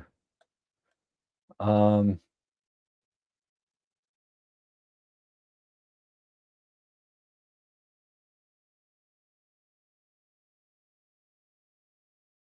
and Bob, you got the 90 macro. Yeah, Emily is awesome. The this is the reason I haven't bought the 60 macro yet, is because I'm thinking, should I save up for the 90? You know? Because if I'm going to do macro, you're going out with a purpose, right? And I know the 60 is awesome and makes things easier and it's very small, lightweight, and really is there's no reason not to get the 60. But when there's this awesome 90 macro out there, it makes me think, should this be another halo lens in my collection? Like, should I go for it? Or should I just be, the 60 is good enough, right? Should I be content with that? So, because yeah, it's about a 2 or 3x price difference as well. If there wasn't that big of a gap, I'd have the 90 already, but there's such a big gap. It's like, I don't know if it's worth the stretch or should I wait until there's more used ones on the market, then maybe I can get a better deal. But everything scales, right? You could buy a used 60 macro just as easily as a used 90. But that's awesome. Congrats on that, man. I'm jealous. I really want the 90. That's if I was going to get a macro lens, that's the one I want. And the only reason I haven't picked up the 60 yet. Okay, Lasse had to leave. I'm sorry, but I'm glad you could make it in. And the great Vanzini, good to see you. Let's see.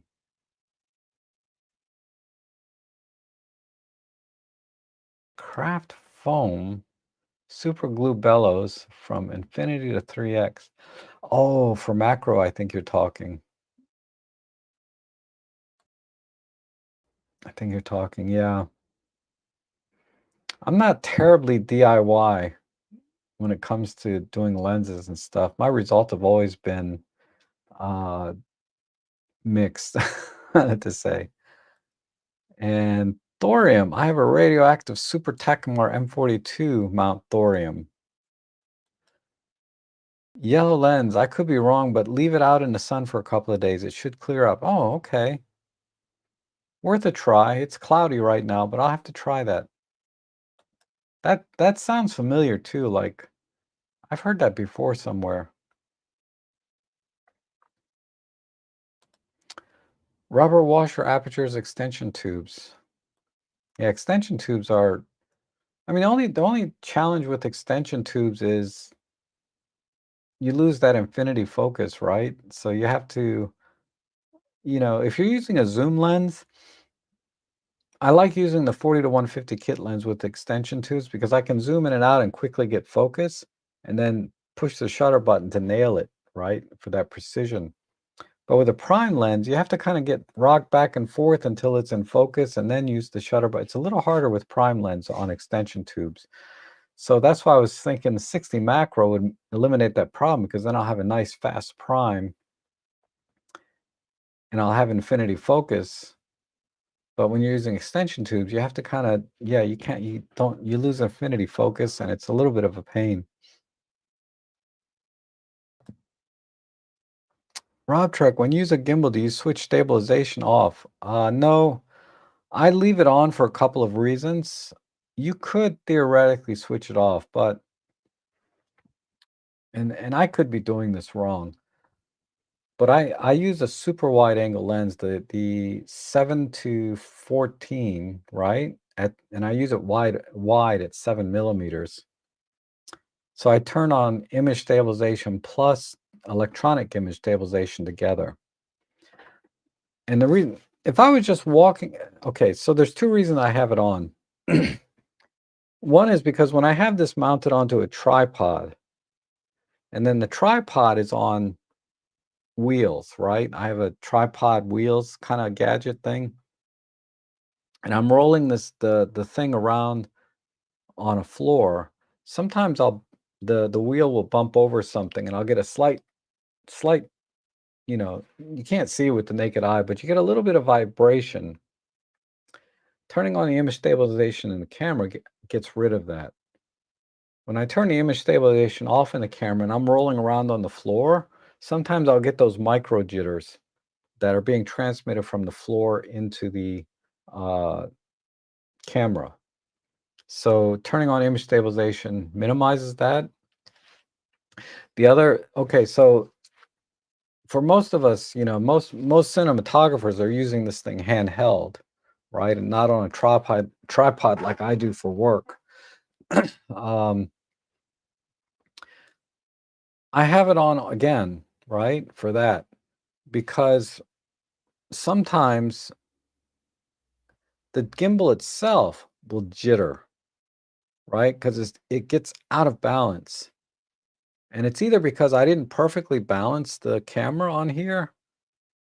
If I had perfectly balanced the camera, that minimizes that little bit, because sometimes the gimbal will vibrate and that will that'll go into the camera.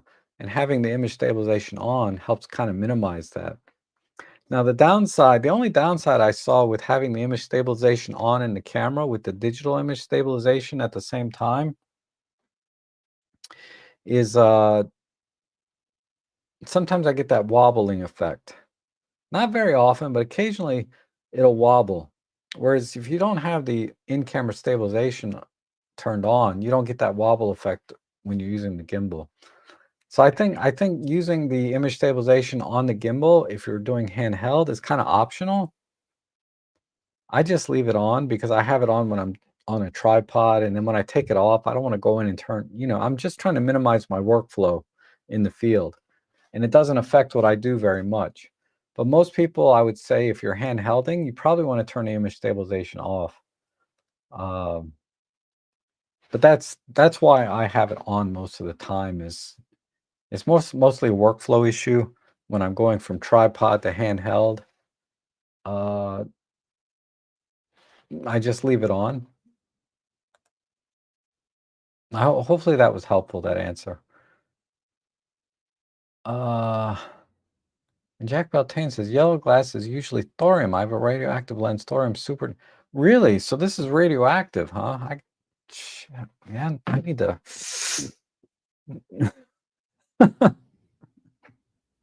I was watching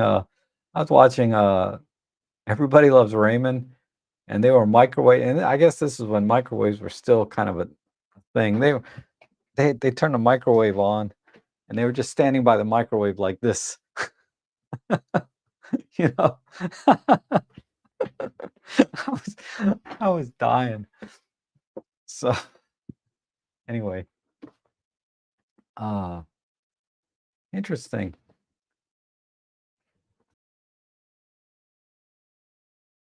Oh, that looks huge. Yeah, this is it does look big.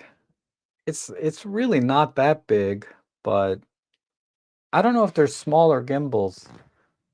There might be smaller ones than this. At the time, this was kind of the smallest one I could find that would have that would have the capacity to, because I tried one of those phone gimbals, but that's only good for the GoPros and things and phones.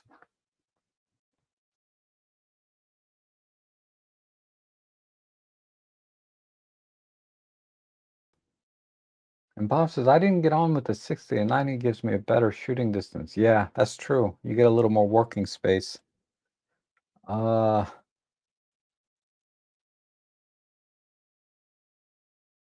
says, I don't UV my radioactive lens. It gives a nice effect on the photos. The yellow thorium gives a teal color photo in the daytime shade. Oh, interesting. So I guess, will it turn yellow again if I take it out of the, take the UV out? I don't know.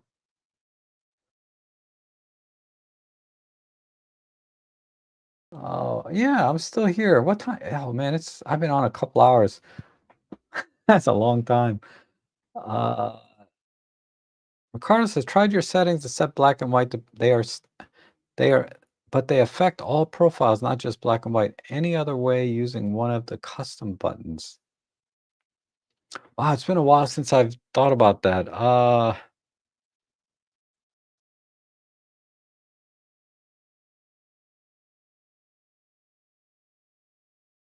I don't think there is,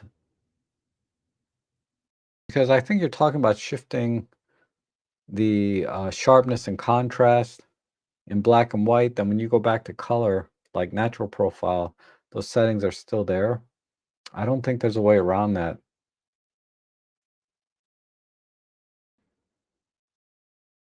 Other than, I think if you, okay, so color profile 1 is the same as natural color profile. Black and white profile number 1 is the same as monochrome. So if you switch the mode dial, the creative dial on the front, from color to black and white, I don't think the sharpness and contrast type settings and filters, I don't think those things transfer. I think each each mode on a creative dial has its own memory.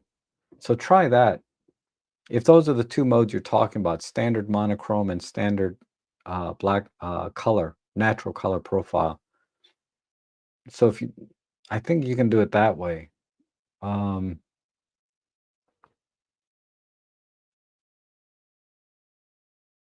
Man, it's been a while since I've thought about that.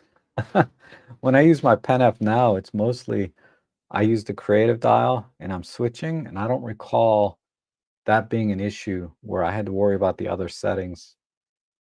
I think you're also referring to the highlight and shadow, right? Settings.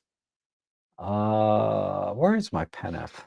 It's out on the table. Let me try it real quick and then we'll wrap things up.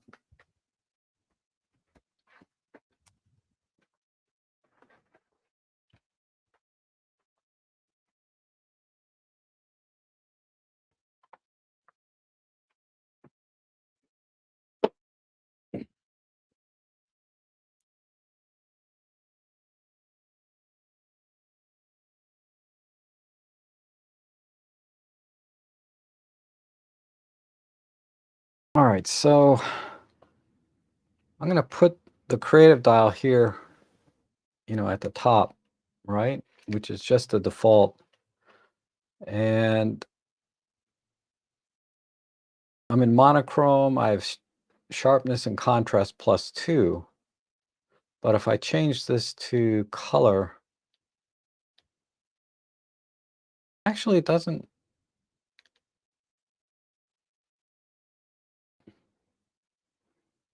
Okay, so actually shadow sharpness and contrast do change when I go from monochrome to color. Let me see the highlights and shadows. So I got that at +2, +2. If I go to monochrome, my okay. So you must be referring to the highlights and shadows. So yeah, it definitely goes from natural color profile to monochrome. Those things stick. But if I go to color, so I'm going to choose color profile number 1, and let me do black and white. Okay, so I'm going to do +5 -3. And then if I go to monochrome,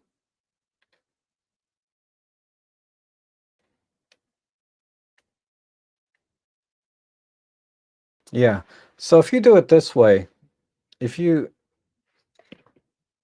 if you have if you have the dial set straight up to the default position where it's pointing to the top, yeah, the highlight shadow information carries from natural color profile to monochrome, whatever. But if you do it this way, you're shooting in color, right? If you choose color profile number 1, that's the same as natural color profile. There's no differences there, assuming you reset everything. And then you go to, and then you can set the highlight and shadows to whatever, right? And then you can, if you want to do monochrome, you switch the dial to monochrome mode. The memory for highlight and shadow and all the other settings is completely separate from the color. So rather than using the custom mode, you can do it that way. Go from color to monochrome and back. So hopefully that answers the question. It'll work that way. Man, really had to wreck my brain there on memory from that one, but okay. I hope that works. Oh, trying to use OM1. Okay, sorry. I just went through that whole thing. On the OM1, no. It's yeah, if you the OM1 doesn't have that creative dial, so the memory is the same. So if you set your highlights and shadows, yeah, that's going to carry across just like it does on the Pen F, unfortunately. Uh, and Willem, good to see you. Good afternoon from Denmark. Awesome. Manual gimbals are small, no batteries. Yep. I've never tried one. I was tempted by one because they're like 50 to 100 bucks. They're very cheap. But like digital, electric gimbals now are so cheap too, right? John Truman, oh my goodness, how are you? It's been a while. Hoping all is well with you. I've been AWOL for a while, indulging other hobbies, not now reconnecting. Cool. Cool. It's really good to see you, John. John and I have connected via Zoom or something before too. He's a great guy, wonderful, lovely wife. Um, it's so awesome to see you guys. It's like some of you've been with me from the very beginning, which is amazing. And I really appreciate that, because I've been doing this 6 or 7 years now, and it's great to see a lot of you are still here, still shooting Olympus and OM systems, um, and enjoying photography, right? Because a lot of people, they get into photography for a month, a couple of months, and they're gone like that, They just lost interest. And that was one of the things I tried to help people with was don't let your camera hold you back. Here, let me show you how to use it, right? So I did all these tutorials for the camera so that people don't get frustrated. And the most common comment that I got on my older videos was, I haven't touched my camera in 2 years. Thanks to your video, I now know how to use it, right? And I'm getting back into photography. And and a lot of times that's the only reward we get, right? As especially my channels, I get hardly any views. I have a I have a decent number of subscribers now, but the views on my channel are still pretty mediocre. So the only reward I get is knowing that I help somebody uh, get past their camera gear and go out and start taking pictures. Now, if you wanna know how to take good pictures, you need to watch a different channel, not mine. But if you wanna know how to use your camera, I have a lot of good tutorials in the past on the older cameras, which ironically are still doing well and are still relevant because people are buying older used gear like the EM10 Mark II. I don't know, if it ain't broke, don't fix it, right? But anyhow, Carter said, let me see. Your video said how to make your EOM look like, yeah. Okay. Yeah, that video, yeah. I don't think the highlight shadow stuff the highlight shadow stuff carries no matter what picture profile you're in. But on the Pen F, you can use that dial. I'm not going to see the last aurora. That's just wow. There's some when it comes to photography, a lot of times I take the path of least resistance. Like doing the eclipse, doing these auroras, and other kind of special events like that. There's a lot of overhead, right? And a lot of things have to come together to really get the best out of that experience. And then I feel like I put all that energy in, and then it's a cloudy day, like you said. It's like, oh, you know what I mean? So a lot of times I won't even try. Um, Now, astrophotography is kind of in that same thing, right? Where there's a lot of overhead just to get an image that is not going to look any different than anyone else. But there's a certain satisfaction because you can do it over and over again. You can get a clear night and you can practice and get that image to be better and better and better, and it's very rewarding. But things like auroras and eclipses that don't happen very often, and conditions have to be right, and you have to know your settings, man, that's just that's just a lot of overhead to maybe get a shot. And it's awesome when you do get it, but I can't do it. And then saw your 7 artisans. Oh yeah. I think I did 2, one for a tilt shift and one for the 27. They were okay. I mean, they were hard though. They were much harder. Cause think about it, the lens is $129, $150, and I spent days and days and days doing that review. Um, like, look at, let me show you one thing, one more behind the scenes shot.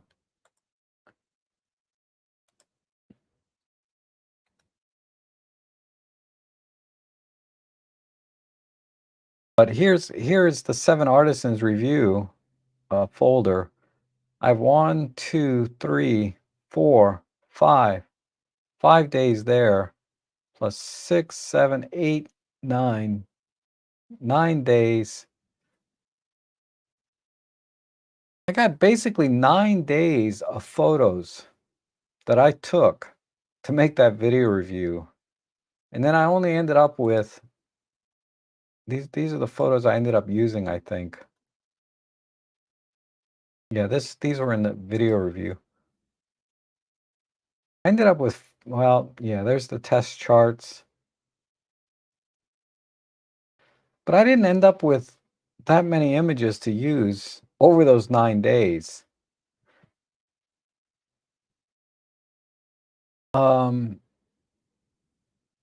but yeah, my point is I put so much work into that,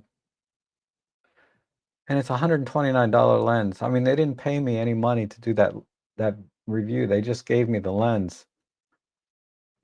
So I got it because it was cheap, and I thought, people would there's a lot of people on a budget and they need a decent cheap lens, and this is a decent cheap lens. So it's almost like a community service, really, doing videos reviews like that for someone like me, right? Because it's like, why why would I do all that work for a $129 lens?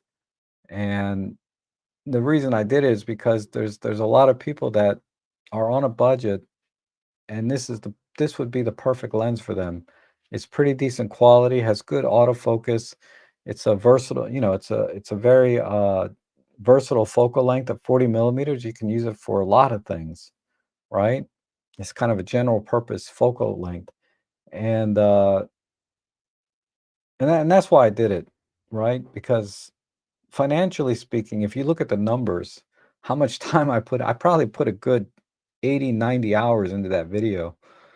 I'm making like $1 an hour. And then the video itself, I think I made 75 cents, right? There's like 300 views or something on that video.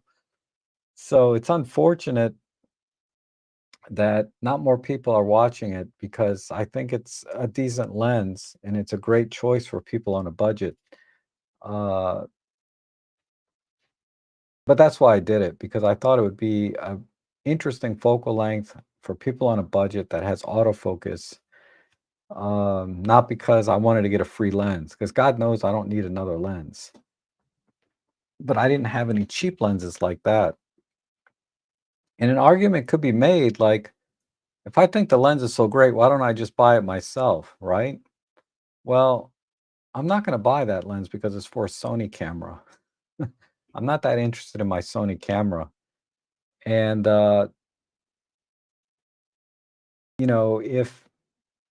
if I did shoot more with the tilt shift lens was really hard to review, especially when I first got it. I was not feeling it because most of the things you can do with a tilt shift lens, you can do in post processing. You know, like I mentioned in the review, it's not for everyone, this lens. Now, what I didn't emphasize in that review was the things you can do with a tilt shift lens that you cannot do in post processing. Um, But because the image quality of that lens is fair, it's not great. It's just like I said in the review, it's just fair.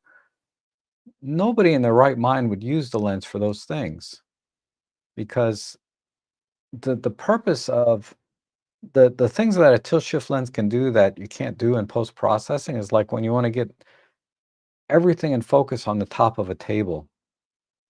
So it's used a lot in food and product photography, where you need a certain perspective, but you need everything in focus.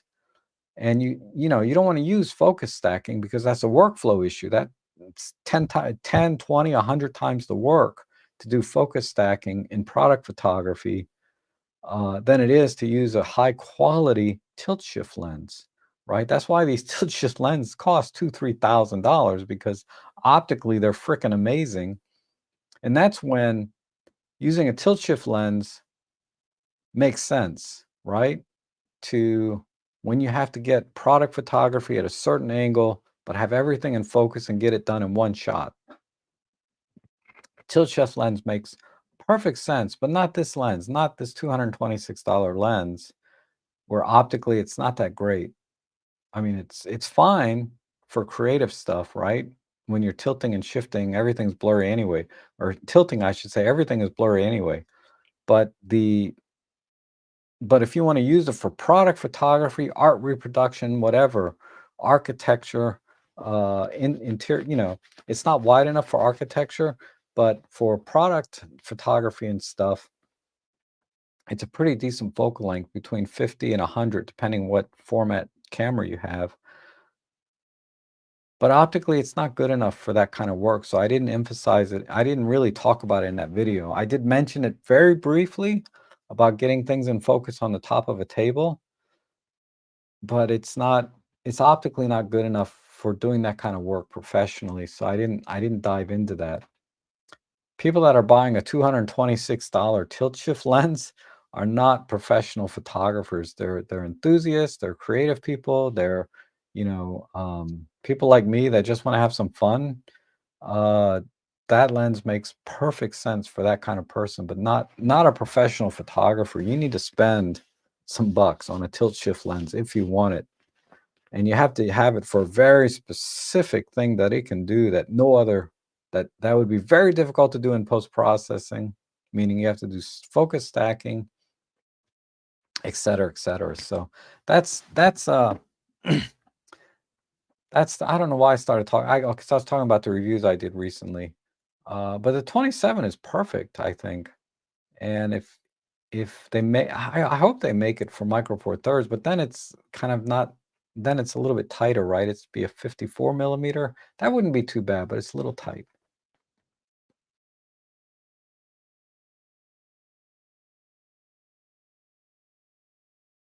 And then without Rob Trek, I would have ditched my own 5 too after a week. Menu was so, oh wow. I love my OM5. It's one of my favorite. I love for one. Yeah, I know, right? A lot of work. A lot of work. And it was like a charity. I was doing it so that for people that really want a good lens that's on a budget, you know?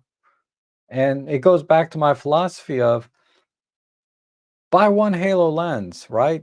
In your favorite focal length, save up and get the best one you can, but then everything else just has to be okay.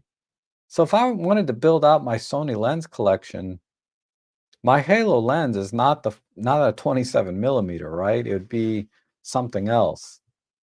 But I would, if I just want to use a different focal length, that's the perfect choice. But I have my 55 millimeter Zeiss. That's my halo lens for my Sony.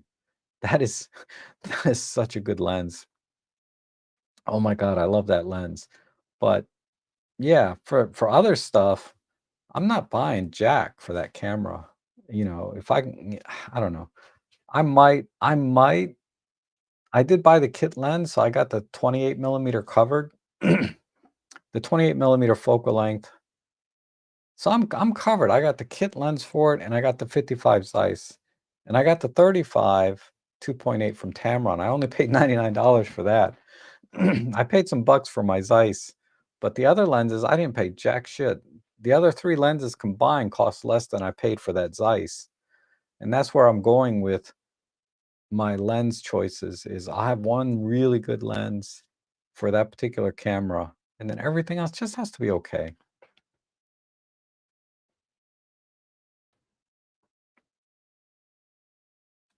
And then Marco says, it's for views and experience. The product being reviewed shouldn't really be considered payment. I put the same effort into reviewing 200. I know, right? See, Marco does, you know, reviews on computer gear, and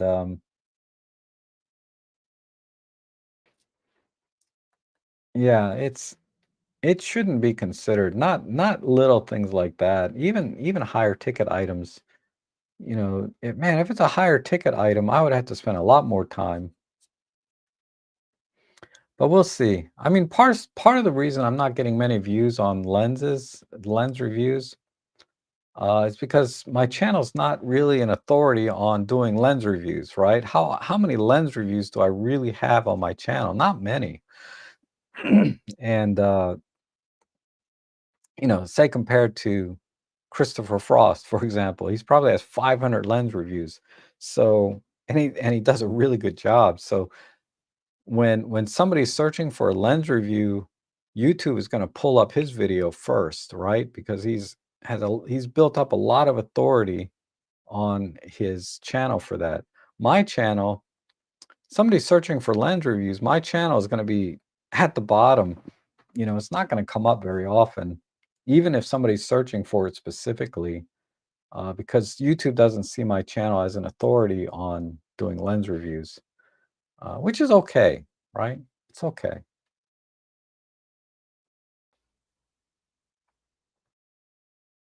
And good to see you, Thomas. Um,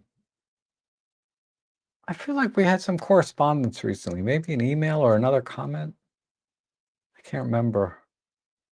But if I haven't responded to you, I will soon. I think it was you. I can't remember. I'm gonna have to catch up on all my correspondence here soon. And Lens Baby Composer Pro Suite 50 is not expensive for a tilt shift. I think it's tilt only. I don't think it shifts. It tilts, but yeah, it's not that bad, right? And you can even buy adapters to do shifting, right? Lens adapters. So you get like a 25, 30, I think I paid 30 or $40 for a shift adapter. And then you can buy like a cheap Minolta lens and put in front of it. And you got a nice, you got like $100. You might spend $100 instead of $226 to get the shift functionality. And Robin says, thanks for reviewing cheap lenses. For cheapskates like me, it's nice to know what's out there. Oh, you're welcome. I mean, that's what I mean. It's like there's some lenses I don't want to spend a lot of money on. I just want autofocus and decent quality. It doesn't have to be the best.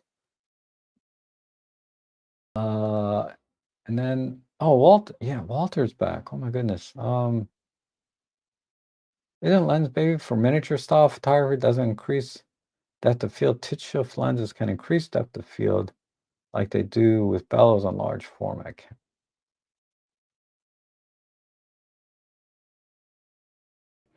So it's, it doesn't, this is the other kind of like misconception about tilt lenses that tilt. Uh, they're not really increasing the depth of field. They're just changing the plane of focus so that to the camera's sensor, things are farther away. So ultimately, yeah, it's increasing the depth of field in a way that by shifting the plane of focus. But uh, where's I going with this?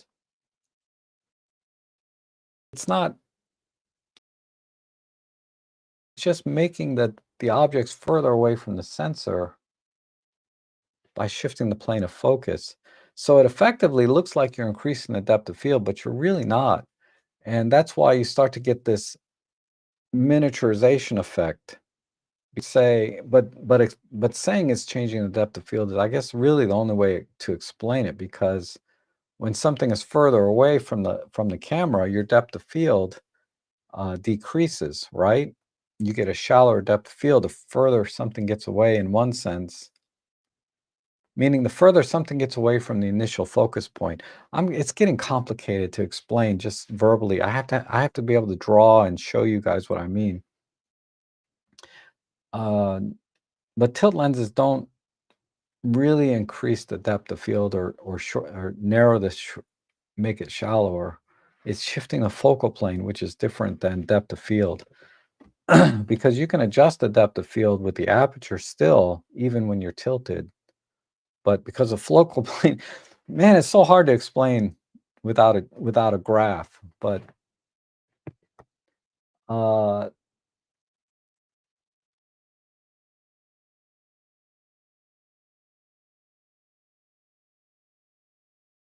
and I just went into something. I don't think anybody even asked me, right?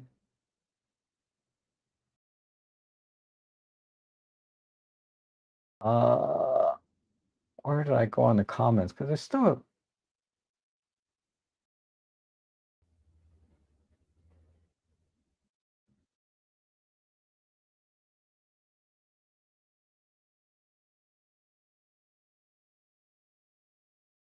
yeah, great shout. Yeah, you guys are chatting.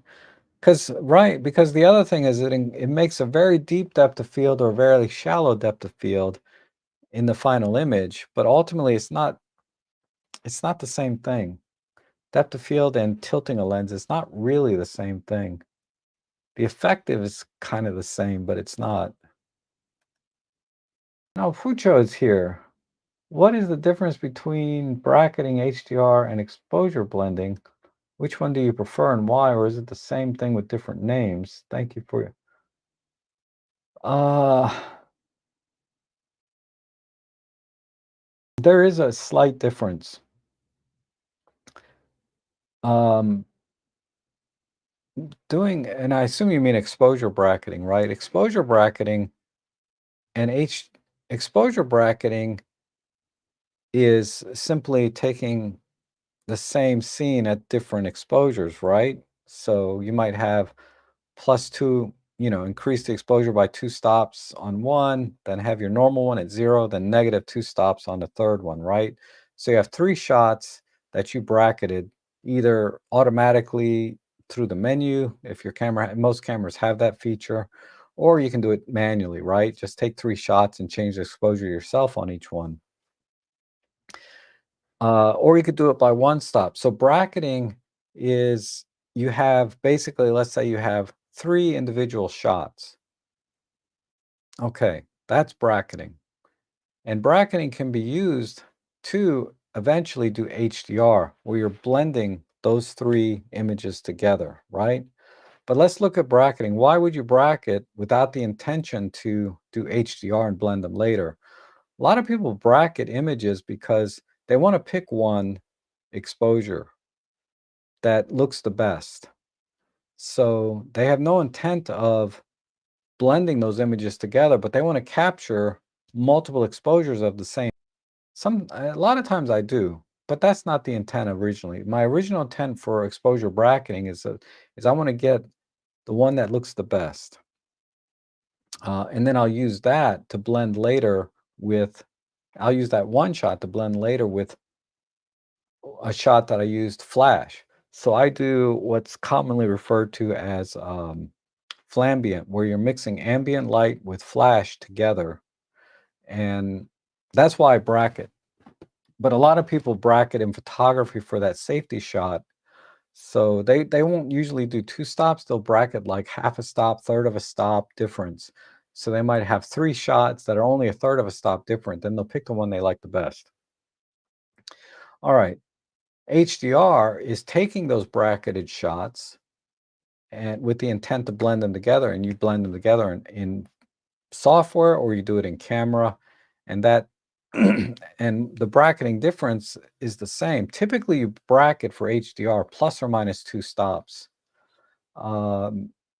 depending on the dynamic range of the scene that you're trying to capture, but plus or minus 2 in HDR for probably 80% of the HDR situations is fine.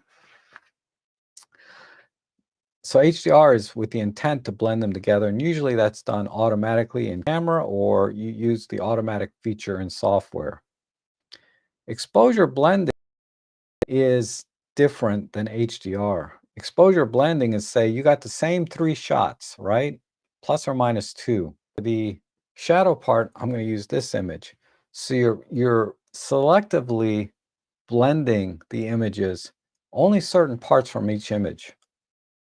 HDR is when you blend the entire image globally on top of each other, right? So you got a full +2 here, 0, and -2 all smashed together, and then the computer tries to, the algorithm tries to determine how to blend those together. Exposure blending is more of a manual process where you have 2 or more images, and you're using parts of each image. To blend those. So exposure blending is technically same thing as HDR, but it's more selective, right? And it's more of a manual process. You're making the decisions yourself. Uh, so let me see if I have one.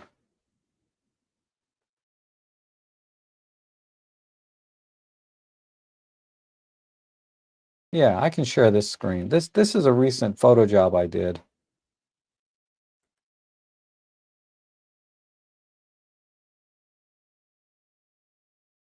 So oh, let me hide your comment real quick.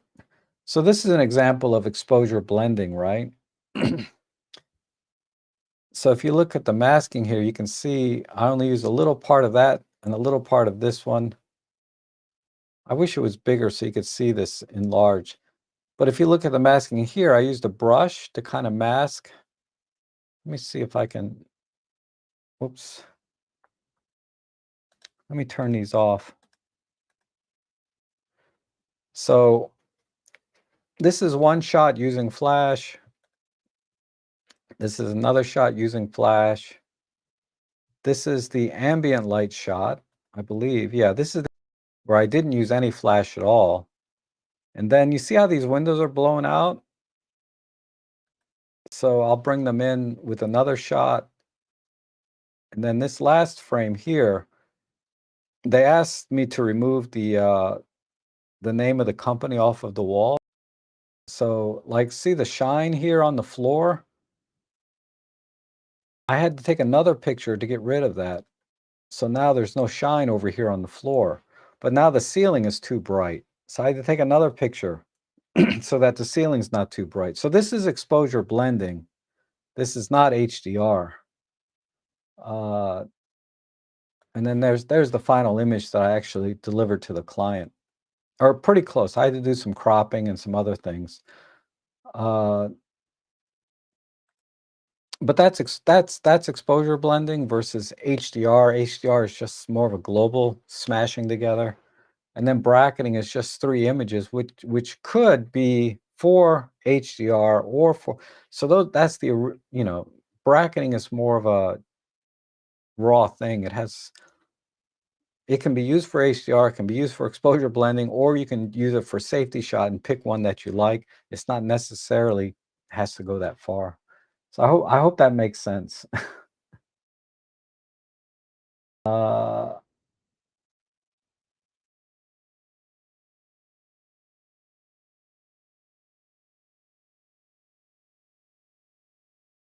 and let me see.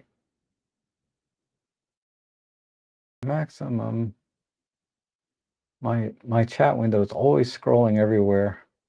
And Walter agrees that, yeah, we're changing the plane of focus to be more parallel with the subject or perpendicular to it, right? Depending on what effect you want. If it's more parallel with the surface, you'll get a deeper depth of field. If it's perpendicular to the surface, then it's a shallower depth of field, right? But it's different, a little bit different. What I like about your lens reviews, you let us know why they are mediocre. Many reviewers skip over the lens limitations. Yeah, I mean, you're going to spend money. You need to know where the weaknesses are, right? Um, because sometimes it's a deal breaker. If flaring is going to be a problem, which has been a problem on the last few lenses I reviewed, that's a deal breaker. It doesn't matter if they give you the lens for free if you're never going to use it because of the flaring, because that's a deal breaker, right? That's kind of an extreme example, but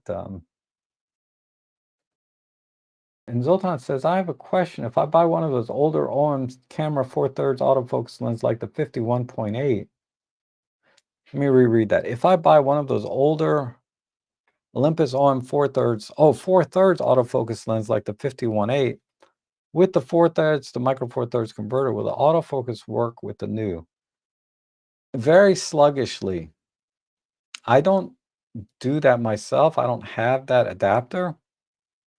But everything I've read is that the autofocus will be very sluggish, jerky, and although it will be accurate, I guess, once it acquires focus, it's not quite as good. So try to buy the native lens for the cameras always. When you start adapting things, it can be a little bit inconsistent, but from what I understand, it will work, but it's not great. The experience is not very good. A good place to a good place to ask is Micro Four Thirds forum, the MU43 forum. There's a lot of people that do it there. You can probably do a search there and find people's experience already there. But when I was in those forums and reading about it, that was kind of the general consensus that I got, was that the focusing is kind of sluggish and frustrating, but it does work.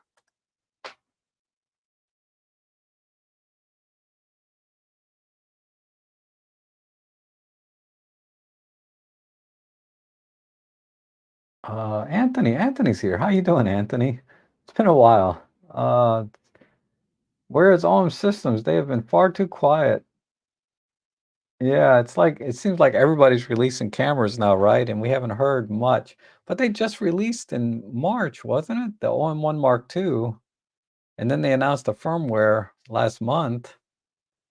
Uh, but they're not releasing new cameras like feels like every year, right? Like other systems. Um,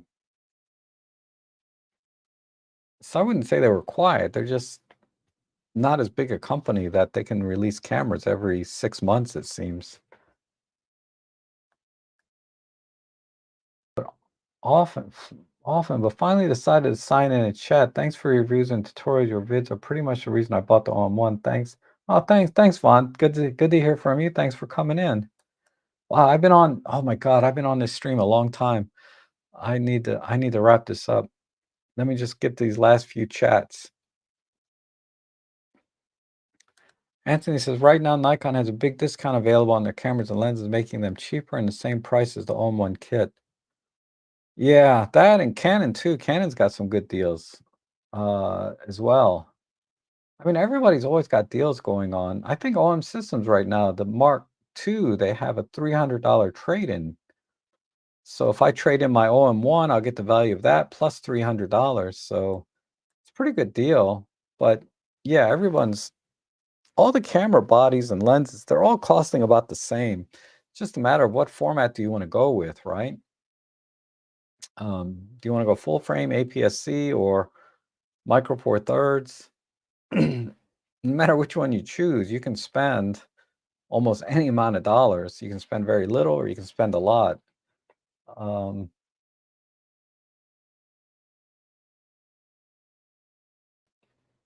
Why not do a professional vid on tilt, shift, and depth of field with a whiteboard? Maybe. I'm not really the expert on it. Uh, and I think that's been I've seen some other videos where people have done that very well, actually. If I was really into tilt shift lens stuff, I would do it, but I'm not really into it. And OM System needs to be more aggressive with their pricing. Otherwise, other camera manufacturers will keep pulling ahead of OM Systems, causing more Micro Four Thirds users to leave the system behind. Well, we always want better pricing, that's for sure. But like I said, I don't know even if all their cameras were half the price they are now. Let's say they just cut everything in half. If Micro Four Thirds is struggling, I don't think that's what's going to save them. I don't think it's the pricing. Um, it's really about a format choice. If people want Micro Four Thirds, they'll spend the money for it. And the only people that are going to buy it, even at half price, are people that want Micro Four Thirds anyway. So it doesn't do OM Systems any good to cut prices in half, say, for example, if they could. Because then the only people buying it would still be people like me. To make Micro Four Thirds more attractive to the masses, pricing is certainly key, right? It needs to be competitively priced, but they also need to offer more innovation and reasons to buy Micro Four Thirds more than just having what's the word I was looking for? More than just being small, light, and compact, right? Because right now, that is the primary draw to Micro Four Thirds for me is the small, lightweight, compact overall system I can put together um, into a bag and go out and shoot, right? I mean, I get it. You can find small, compact primes for full frame, but ultimately, you'll always be able to build a smaller system with Micro Four Thirds than you will with any other format. Uh, so for Micro Four Thirds to really gain some traction, I think they need to offer more than that at this point. Uh, so yeah, cut the prices a little more if you can. Keep them small, compact, lightweight, weather sealed, all of the good stuff about Micro Four Thirds. But then you got to do more. Like that new Live ND grad filter is a step in that direction where they're offering a little bit more than any other camera can do. The live composite mode, I think Panasonic has it now, but that's generally an Olympus only type thing. There are things that Olympus systems can do that no other camera system can do, or can do it well. But if you look at like the Panasonic $50, I mean, you can build out a really nice, relatively compact system in full frame for almost the price of the all-in-one Mark II body alone. S- So I get where you're coming from, but uh, ultimately, I still much prefer to shoot with the Micro Four Thirds system. But that makes that But that's because the execution of some of the features and the overall size and weight are still much smaller than that S5 2X. Because like I was showing off this gimbal, this gets me by. OM1, I have the 7 to 14. That's somewhere else right now. I don't normally use this lens, but I usually use a smaller lens on this. This would be difficult to do with a full frame system, right? To get this to work the same and smaller and lighter. I don't know how to explain it. Just I'm not articulating it well, I should say. Is I'm getting a much smaller, more compact system with micro four thirds, but that's not enough for the market. Like I think what you're leading to is they need to be more competitively priced. And I think it needs to be more than that. They need to offer some more unique features like they used to in the past. Because when Micro Four Thirds came out in 2013, or what am I saying, 2013? When Micro Four Thirds came out, it was right around 2012, 2013. Their image quality was pretty much on par with APS-C. And I think to a great extent it still is, but there's like this now that we have so many people saying it's so much, I don't know, when I look at the difference between my Sony, I should do a video on this. When I look at the difference in image quality between my Sony, my Fuji, and my Olympus cameras, I really don't see that much difference. I can push the camera to its limits, and yeah, there'll be a big difference then, right? If I push the Sony and the Fuji to its limits and push my OM1 camera to its limits, that's when you can start to really see some significant differences. But in just everyday shooting, uh, in terms of image quality, there's not that much difference at all between all these systems. Um, and I would say, then we look at the other things like autofocus and features. Yeah, it just, yeah, I think Anthony just saying that they need to bring their prices down it's not going to be enough. I think it needs to be more. Um, and Robin's talked about this a lot in his live streams, but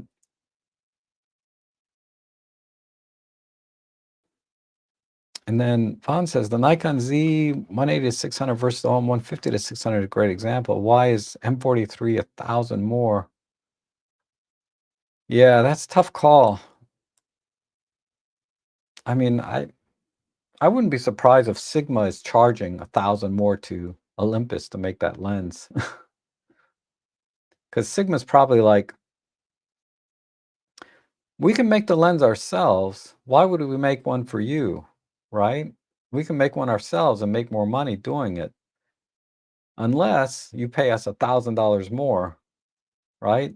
So OM Systems is like, well, we really want to push our wildlife, you know, sports action genre, and we need a more affordable super telephoto lens. What can you do for us? And Sigma's like, well, we have the 150 to 600. We can make it ourselves. We do. Why would we make one for you? So, well, we'll make one for you, but we're going to charge you $1,000 more than if we make it ourselves. I mean, I don't know what the business arrangement is, but that is very plausible, right? It's not because OM Systems wants to charge $1,000 more than anyone else for the same lens, basically. It could be all for marketing. They wanted to have their lens in their own brand name, and they felt like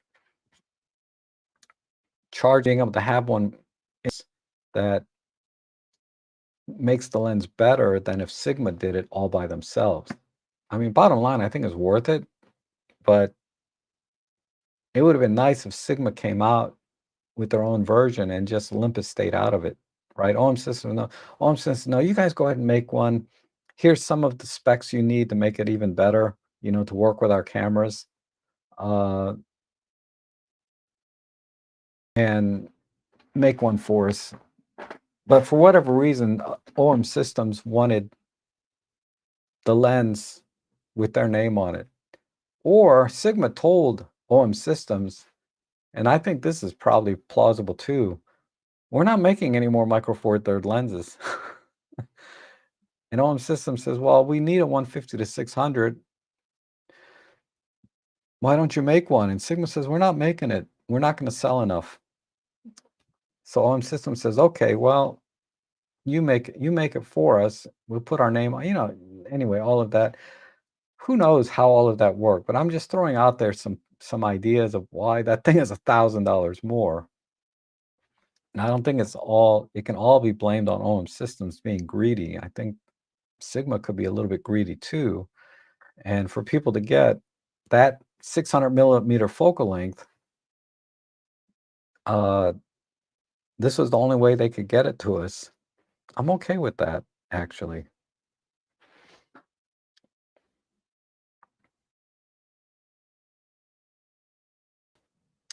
Oh, yeah. So you're getting back to what I was saying earlier, right?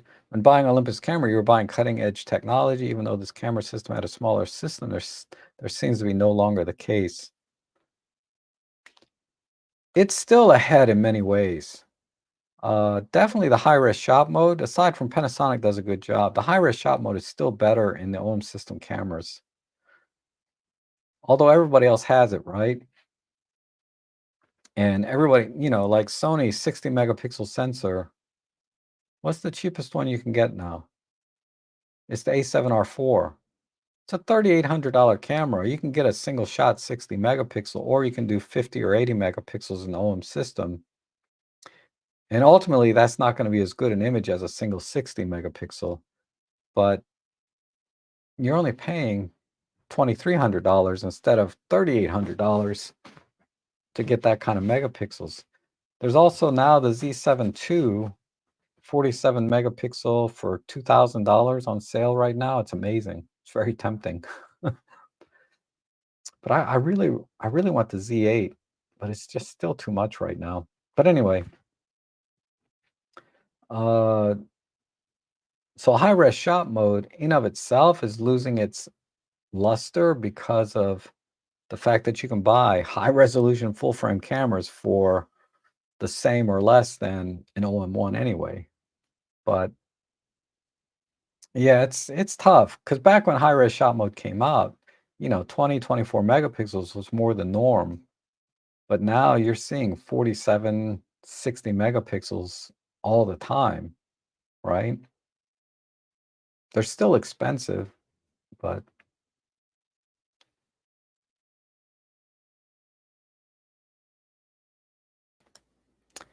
using luminosity mask and Toyna color I've tried that. The TK9 for PS. Uh, I have tried that, but I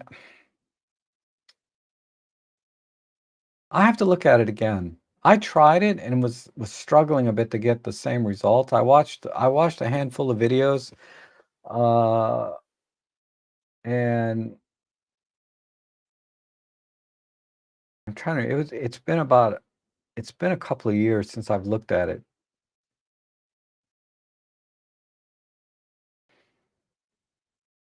but I was not getting the result exactly the way I wanted it. Uh, but anyway, I might look at it again. Right now, the workflow is not bad. I mean, that image that I showed, I had like 5 or 6 layers. That's only like a 1 or 2 minute edit. It doesn't take that long. Uh, I mean, it adds up when you deliver 50 images, all of a sudden you're in editing a couple hours, but not every image takes a couple of minutes. Some images are like, 5, 10 seconds. Um, a new Nikon Z8 is only 200 Canadian or 100 more than an OM1 II with a 150 to 600. Not exactly apples to apples, but tough sell. Just wildlife game now, right? Technically, though, it doesn't have the same reach, right? Because 600 millimeters on a Z8 is not the same as 1200 millimeter effective length on the OM1. Now, granted, you can crop in on the Z8 because that's a 45, 47 megapixel camera and get probably the same or better image quality. But yeah, size and weight, there's not much difference between the two systems, right? Uh, and certainly the same cost, give or take. So it's a matter of if you're going to buy, if that was the only thing I did was shoot birding and wildlife, it would be very tempting to go for another system, right? But that's not the only thing I shoot. In fact, that's probably 5 or 10% of what I shoot is birding and wildlife. Uh, everything else I shoot, a Z8 would be a much bigger, heavier system for what I do.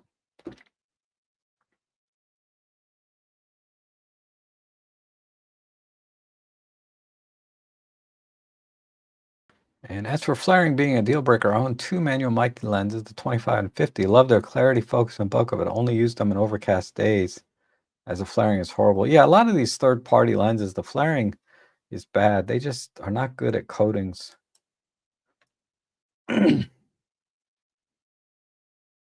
And Marco says the OM1, OM5, TG7, OM12, 90 macro released while in the process of converting existing lineup to new branding. Cut OM some slack, not easy. Yeah, they're small companies. So yeah, I cut them a lot of slack because I like their cameras. Uh, as we all do, right? Most of us really, we love the OM systems and Olympus cameras. So I think we cut them a lot of slack, maybe too much sometimes. But hopefully they continue to uh, bring out new cameras and do well.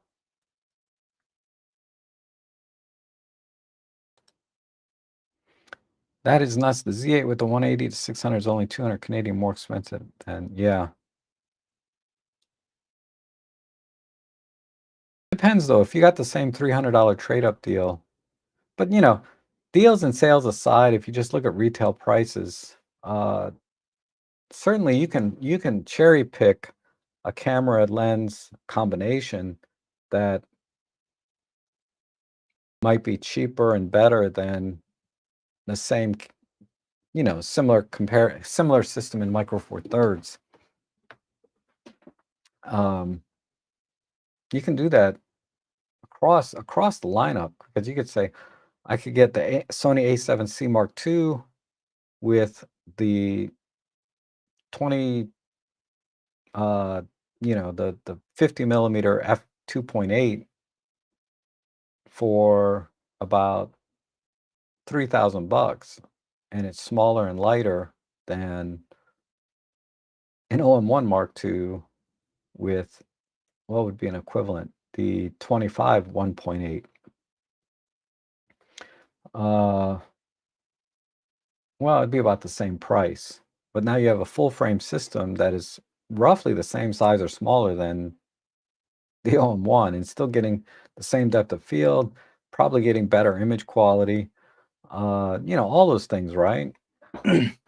So you can kind of go all the way along and cherry pick this lens and camera combination against any combination of Micro Four Thirds and ultimately say, I can build a smaller, lighter system with full frame than I can with Micro Four Thirds or similar, right? And at a similar price point. I mean, like I said, I think pricing is no longer the deciding factor. It's what format do you want to shoot in. Ultimately, I feel like Micro Four Thirds, I'm getting a smaller, lighter overall system than I ever will with any of these other cameras. And man, let me tell you, there's no way I would, they're sitting up here. I don't take those cameras out for fun so much. I'm starting to like the Fuji a little more, uh, but it's still a long way off from, even this Pen F. Taking out this Pen F, there's no other camera for me that shoots better than this camera. uh, I prefer this camera over every other camera I own. I could even use this camera professionally. It's a little bit awkward, but I could use it professionally for everything I do. Uh, almost the video is a little bit weak on there. I would suffer a little bit on the video side. I really need the 4K 60 that the OM1 offers.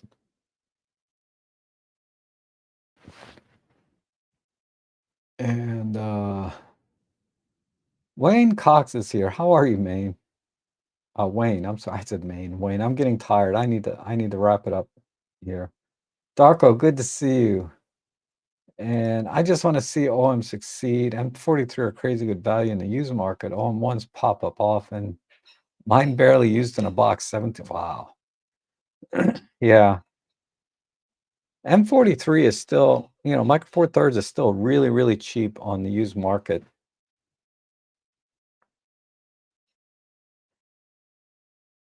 2007, 2008. Yep. That sounds about right. Um,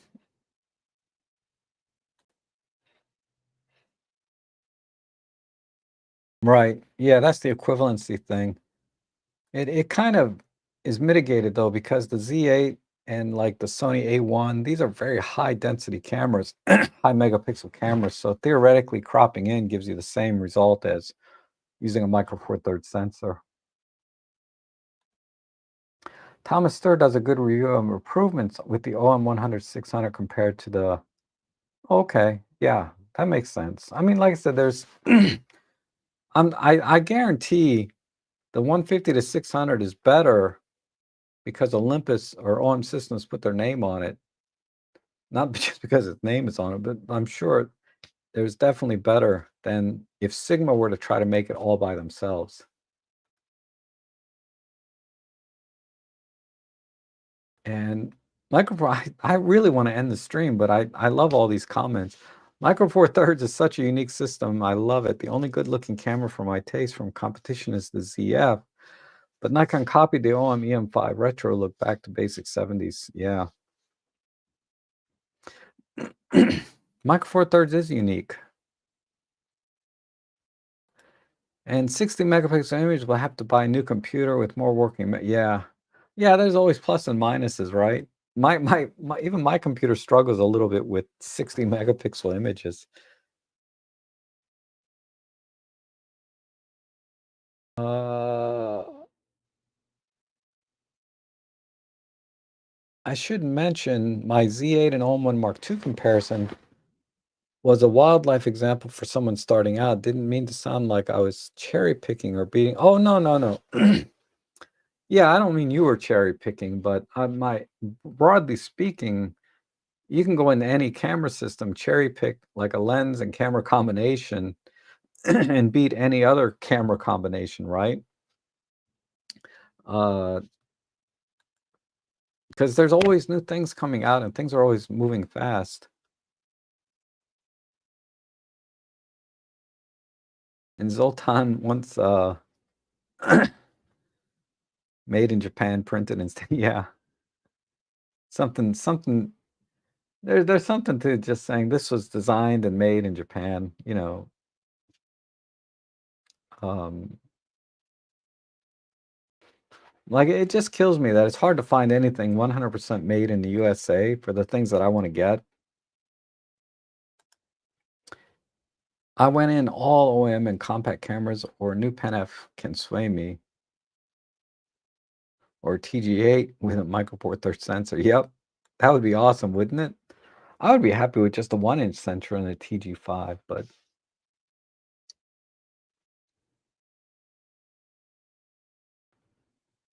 yeah, full frame sensor if cropped to MFT would need 80 megapixel. Um, yeah, roughly, right? Give or take. Um,